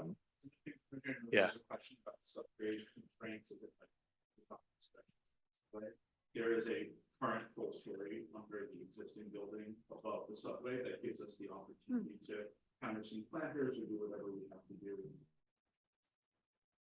All right, so the idea is we'll use both a mix of in-ground trees and planters trees to create that experience. And sorry, that you mentioned, Sorry, your mic. that subgrade condition does not extend onto the current parking lane, which is where you're planning to place trees. That's free of any subway infrastructure. There's like a certain point where it does, but the tunnel is sufficiently below grade that I think it should. Okay, thank you. So you have like 1 story is. At least 1 story. Okay. Yeah. But that's. So so I'll talk about the open space next on the south, and just to give everybody a sense of some of the surrounding open spaces and the relationship of the size that we have to those. It's probably most similar to Albee Square in terms of which is just a few blocks away in terms of its size.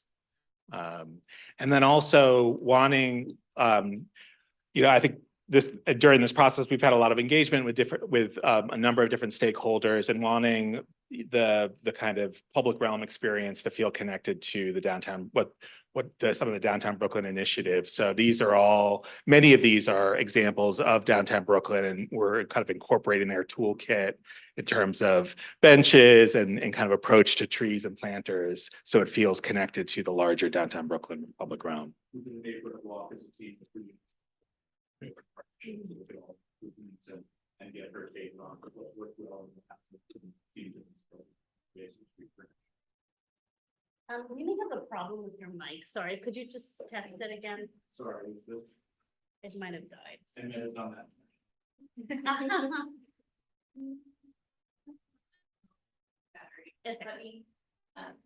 Maybe you can share. We could pass back and forth. Yeah. Okay. I was gonna take the next slide. Okay.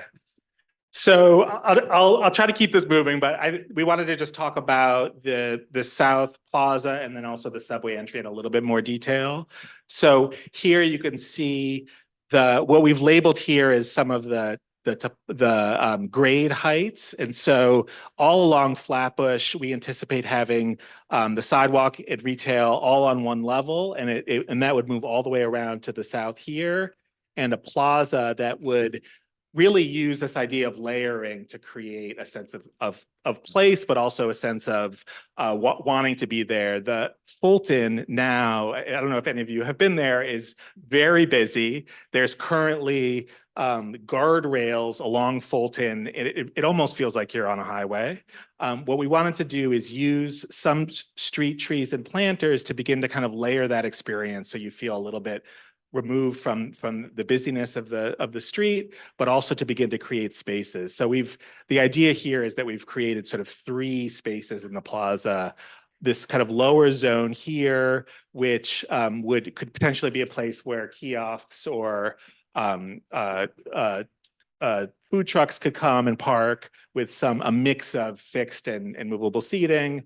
A zone at the corner of Fulton and Flatbush, which is oriented toward there, but also connected to the potential retail. And then another outdoor terrace here, which has a little bit more connection to that retail space. All of them fully accessible and allowing for a lot of site circulation, but creating the sense of well-scaled space while still giving a lot of visibility and sightlines through the site. And so here are a number of views that we've developed conceptually. The architecture is not showing materials here, so it's rendered in white, but you do get a sense of the scale of space that we're proposing.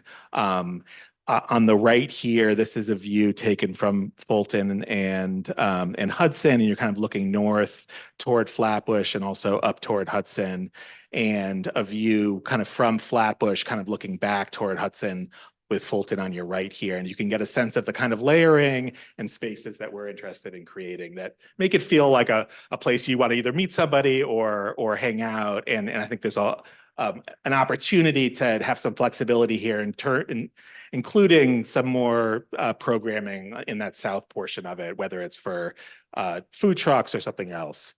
And I think next I'll talk a little bit about the north part of the site in terms of the subway plaza. So kind of coming back to the north part of the site here, you can see some of the views of the subway plaza. I think one of the things we really noticed is I call it like a skirt, or this kind of piece of the building that's kind of coming down and actually gives a lot of shade to the space, and also kind of doesn't create a kind of a welcoming atmosphere or give you the opportunity to have it feel really well lit. Along with some of these pinch points here, which we noticed make the experience not particularly welcoming or feel like a place. So first we looked at kind of like what's the right sort of height of the ceiling here, and what would feel good in terms of creating a place. The current sort of bottom of that skirt is at about 17 feet. We're retaining the existing structure, but if what I'm calling kind of limbing that piece of the skirt up, you get a 23-foot ceiling, which is about the same as the depth of the space, and it'll feel both public but also like a good welcoming space. And we're across here, and here are some examples of some actually 23-foot tall ceiling spaces that do have that kind of public character that we're after. Both on 605 3rd Avenue, that's an exactly 23-foot tall plaza space along with Penn 1. So you get a sense there, even compared to the J Street Metrotech, which is nearby at 18 feet. Still feels public, but I think a little bit taller would feel, in this case, even more welcoming. And here are some views of our proposal for the plaza itself.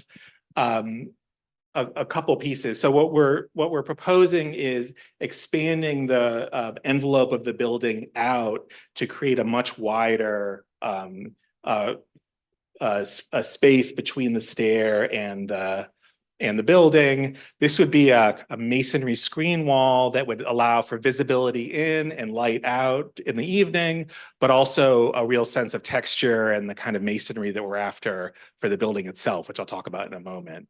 Along with the existing elevator and stairs there, and a well-lit ceiling to kind of round out this sense of the space, along with the kind of layering that we're after for the trees, et cetera. So you get a sense of, and there would be entries into the retail lobby here and also on the other side, and a little bit farther down the street there, you can see the entry to the residential lobby. So the idea is there's a lot of activity happening here, and with also a lot of kind of light and connectivity too. So I'll just talk briefly about the material and architectural approach to the building. We really want this to be a building that feels rooted and has a lot of material presence.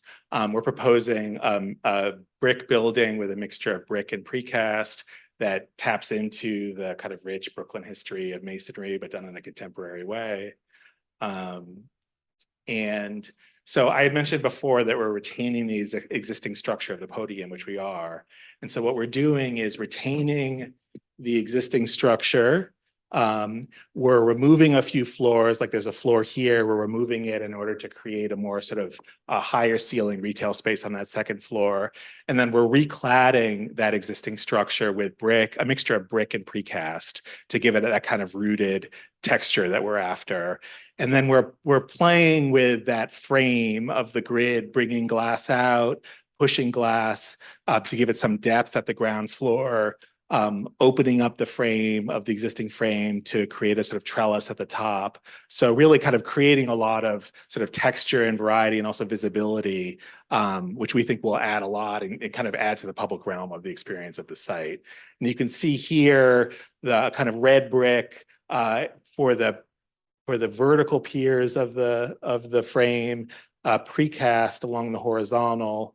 For the tower above, similar. So a vertical stack bronze for the brick piers, a precast horizontal that has some texture but similar color, and then the use of corbelling. You can see some of that here horizontally in the tower vertically to give a kind of grain and texture to the architecture.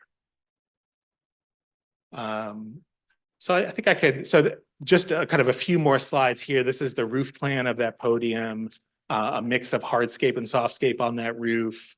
And you can see the kind of relationship of the L-shaped tower to the surrounding blocks, along with the south-facing plaza. Here are snapshots of each of the floor plans. There would be some retail in the cellar and subcellar, ground floor, retail loading, residential lobby, commercial lobby, and then retail and commercial on the second and third floors, and then the series of the residential floor plans above. And I'm trying to think if there's some other questions that we wanted to answer. For example, I know that there was a question about a licensing partner for the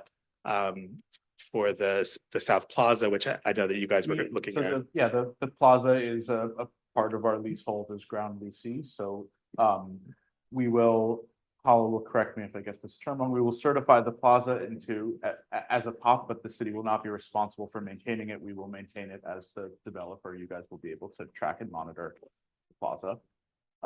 There was another question on publicly accessible restrooms, which is not something we've incorporated into the design right now. And then with respect to the community space, I guess we're 3 months into kind of stakeholder discussions. So we've met with all of the local electeds. We met with BAM and BRIC and the Downtown Brooklyn Partnership. We're continuing to find the right community partners. We're taking design feedback in from all of those, both local organizations as well as various city agencies, and incorporating them into this design iteratively. For example, setting back along Hudson to maximize light and air, as well as the addition of the plaza came from HPD. We thought those were great ideas.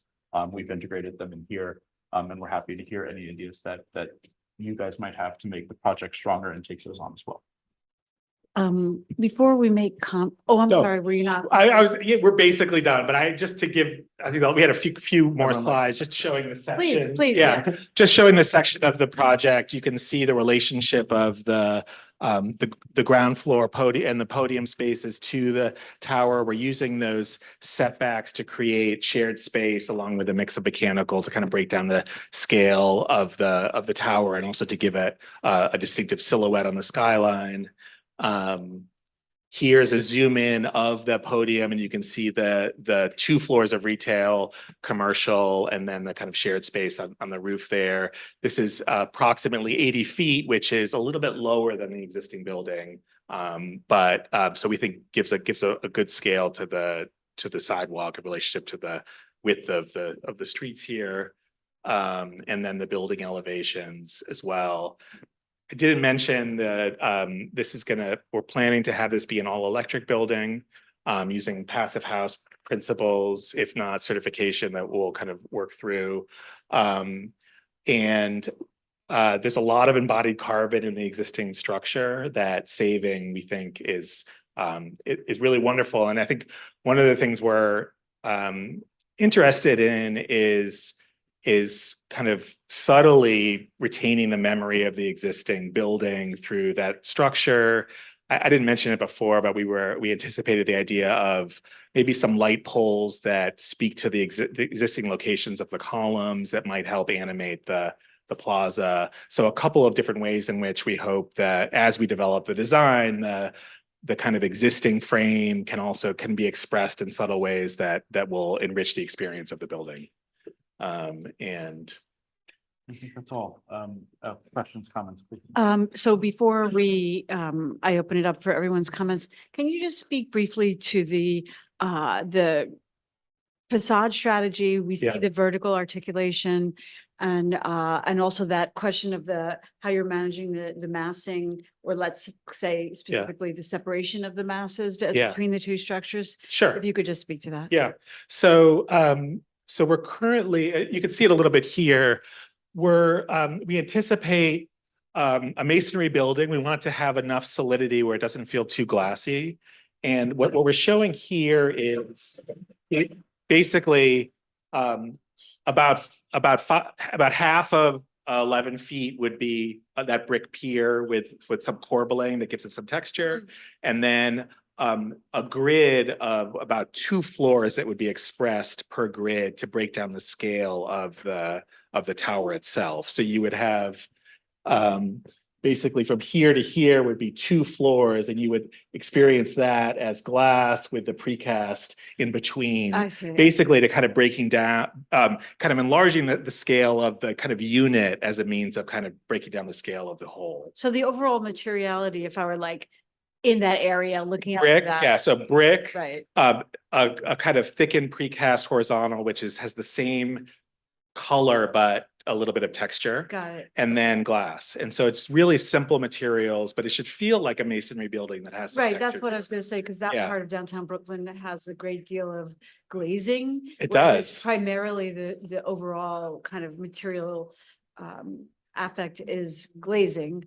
That's So what right. I'm trying to get at is that. We really want this to feel like it has some hafted texture, speaking back to a lot of those old, early 20th century, 19th century brick buildings. Okay, I'm starting to understand Yeah. that, which I think from these renderings don't help your I, case. I understand that, yeah. So I think, imagine that it's the kind of red Yeah, got earthy it. brick as being I bring do have some a renderings. couple renderings if you guys want to, they're in Yeah, process, but I'm Let's happy see them. to. I mean, because yeah. it's conceptual now, so I Yeah. think it's a I good think time they're to. slightly more developed than what you've seen, but if That'd be they're, helpful. they're fresh off the press, and if you like, we'll send them and you can incorporate them into the record. So, so you can pass these around. These are 2, and this gives you a sense of the kind of materiality in terms of the brick. That's very helpful. Yeah.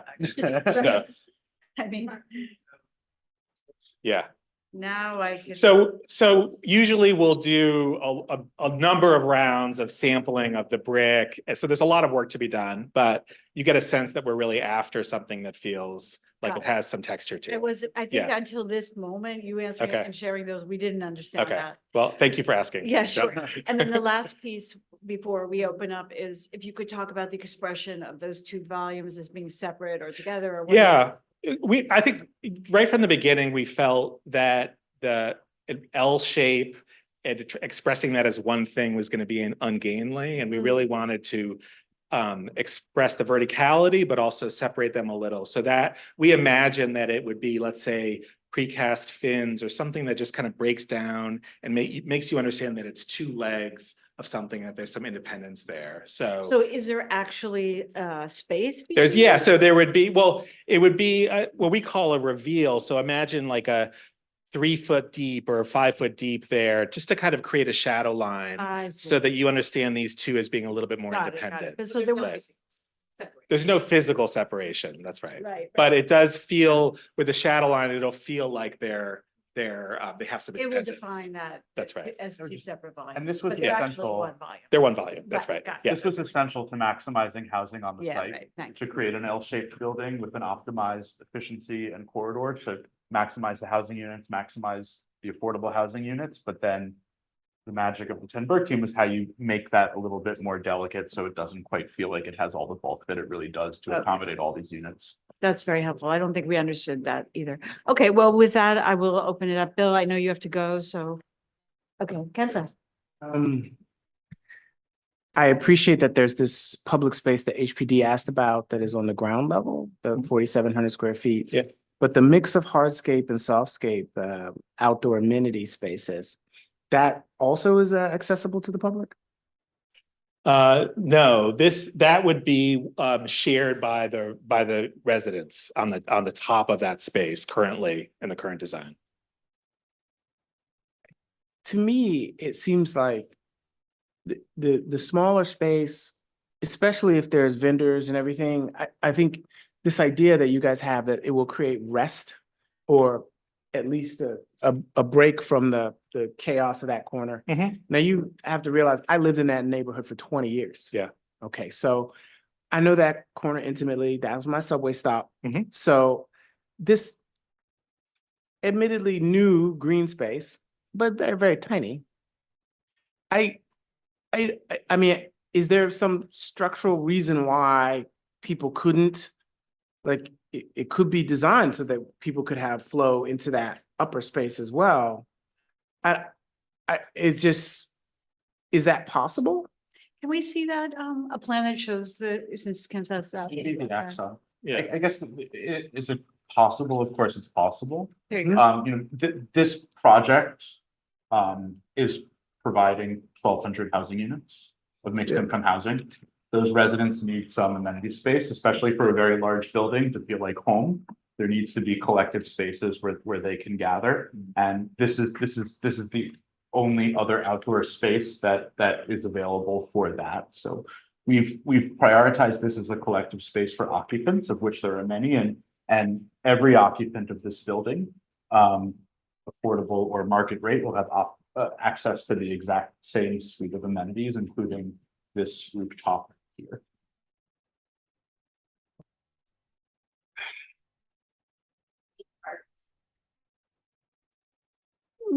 Fort Greene Park is up the street. At that intersection,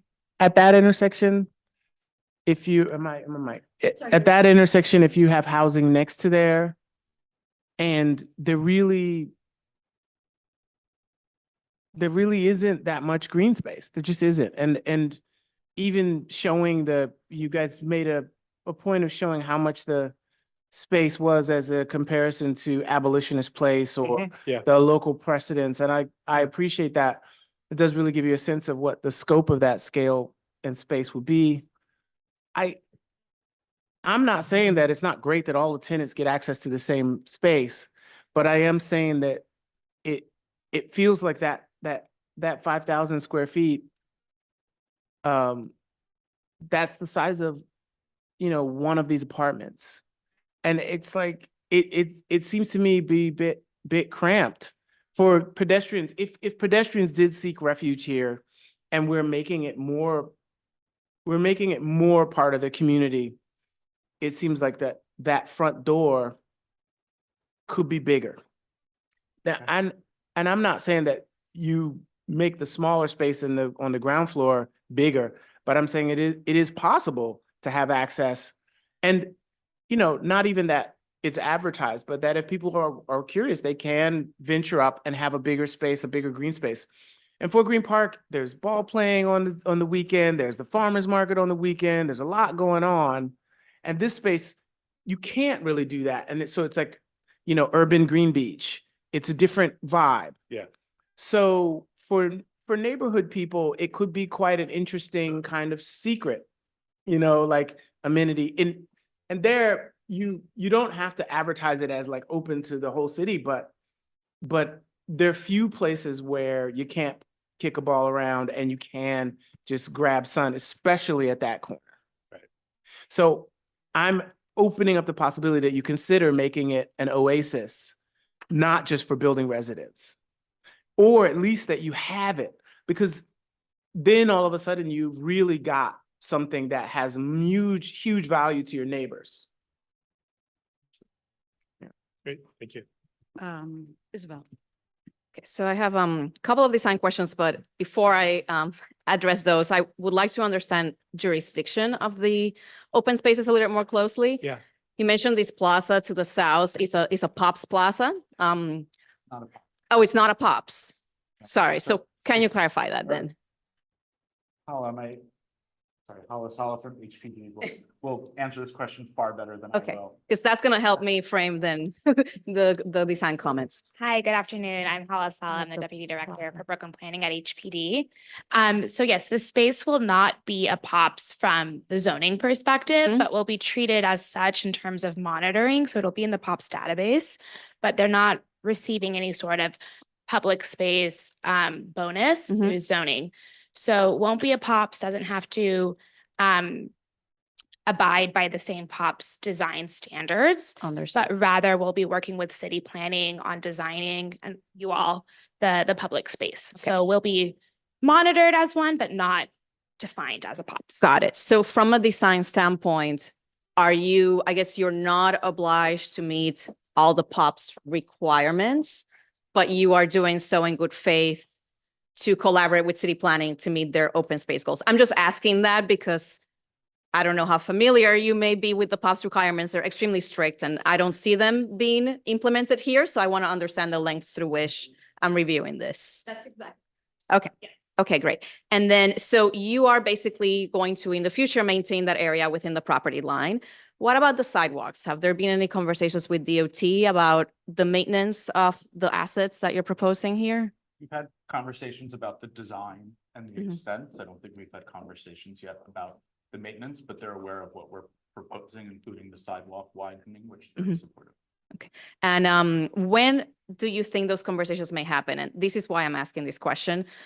You're proposing a lot of elements that are non-standard. I think they're fantastic. I think this really enlivens this area. This block has been for a while kind of substandard compared to all of the improvements that have been happening around here. But DOT only maintains things that are standard city elements, right? So before you progress too much with the design, I think it's important to understand, are they willing to maintain this? And is there an interagency agreement between private developer and city as to who's maintaining what? And then you have design freedom. If not, there's a slight possibility that in the future, some of this gets significantly simplified because DOT is not able to take on the maintenance of some of these larger planters. So I want to caveat that. This happened in a lot of projects that we've seen. It's happened in a lot of my own projects. And I would like to evaluate the design through the lens of what is actually able to happen. I don't want to speak for any future conversations we may have with DOT, and we'll continue to engage with them, but we're prepared to take on all of the public realm maintenance obligations here. It's a project that we are obviously heavily invested in, that retail frontage, that streetscape, that sidewalk, et cetera. Okay. So we're not shying away or trying to put off those maintenance obligations. We want the best project possible. Great. So should they say, this is great, but you need to maintain it, you need to maintain the irrigation, you need to maintain the trees, you're willing to do so. Okay, great. That's great. So now understanding that, just a couple of design comments. Again, I think this will definitely improve the neighborhood. Like Ken said, I know this area very well. I always joke that I get off that subway station when it's raining and so happens to be raining and it's a scary place, right? So just from a design standpoint, I think it's fine the way you have it as conceptual. I think there's a couple of things that I suggest you look into a little more closely.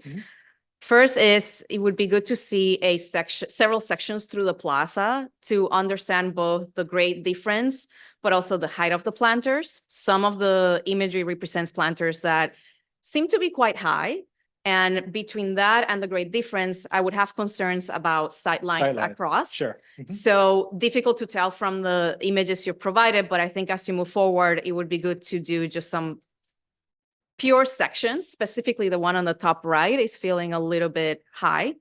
Just to understand, how does it feel when you are at Hudson Street, Yeah, which I really good believe is a question. lower Yeah. elevation versus Flatbush. It would be also good to understand the subterranean constraints. You mentioned there's a lot of room. I think we would like to see that. Yep. Along Fulton Street, there is a guardrail for a reason, and it is because it's, as a pedestrian, it's so difficult to understand where you cross. So I'm a little bit worried that by eliminating the guardrail, in between those planters, you are opening up the possibility for jaywalking. So I Okay, think that's a good just comment. Yeah. a little bit more thought there. Again, jaywalking happens because you're confused. You're standing there, you don't know where to go. Yeah. So I think thinking about that a little bit more Yeah. in depth would be helpful. And then the last comment that I would like to understand more is that both your renderings and your plan show a planted median on Flatbush, but that median is tiny. So I don't think that can support planting. You are right. Yeah. Okay. You are right. These were a little bit rushed, so we weren't able to kind of update them. I think we maybe initially we're hoping that we could have some. It does seem pretty clear that we couldn't have any trees there. And I think we'll confirm if there's even any plants available. I would say no, yeah. just don't bother. Don't even bother. Okay. Yeah.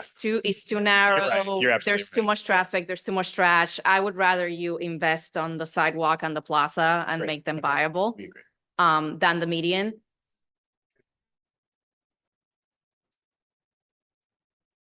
Yeah.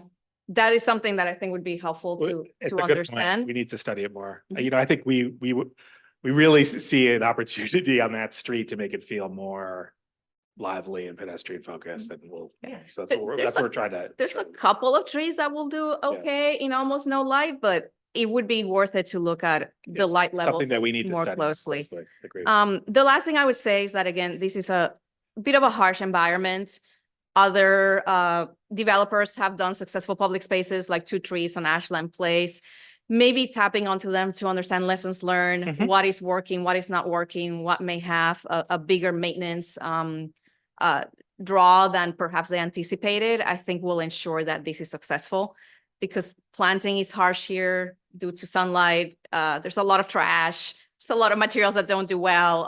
So just lessons learned from your neighbors, I think would be Some of the really good. leadership at our partners in Park Tower were formerly at 2 Trees, and we're actually very involved with Ashland Place. So we have Great. their geotech report. They've been helpful, and we'll continue to have those conversations. Thank you. Yeah. At the subway entrance, is MTA gonna change their color palette for the elevator? As you redevelop, because when you change the color palette, then Yeah. you're gonna have a black hole in the middle. One of the main problems, the whole thing's black, it feels like it sucks all the energy out of life and everything. But that elevator is absurd.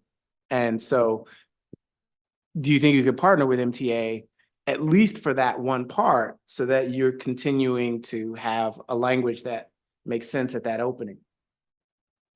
That's a great, that's a good comment. I would love to talk to them about I would that. say, we've had a few conversations with them. We're continuing to, and obviously we're gonna work with them here. They're gonna work with us as well. And also like, if they say, I mean, I'm thinking like, is it resurfacing it? Or is it, giving them the material to resurface it? Right? There are precedents. It's more of a city planning agreement, but there are precedents where a developer improves MTA areas for some other benefits. So it does exist out in the world. Should that be an option you want to pursue? Yeah, I mean, I think to agree with you, it doesn't, that space does not feel good right now. And I think the goal here is to make it feel more generous, but also well lit and welcoming. So all of these are good comments. Just one other thought, which is this is a huge pinch point of traffic here. There is so much traffic, given the fact that it's the access to the Manhattan Bridge, it's the turn left for the Brooklyn Bridge, it's the access to the BQE. Yeah. For a lot of people, you're taking away a lane of traffic, which I know is a very popular thing to do now. And you're taking away a lane of parking. Parking, yeah. But you're really taking away a lane of traffic because trucks will park in that rightmost lane. There will be deliveries that are made there. There will be people parked there all the time. And so I'm surprised that the DOT is okay with losing a whole lane there in front of, given how much traffic there is in this particular area because of the access points to everything else.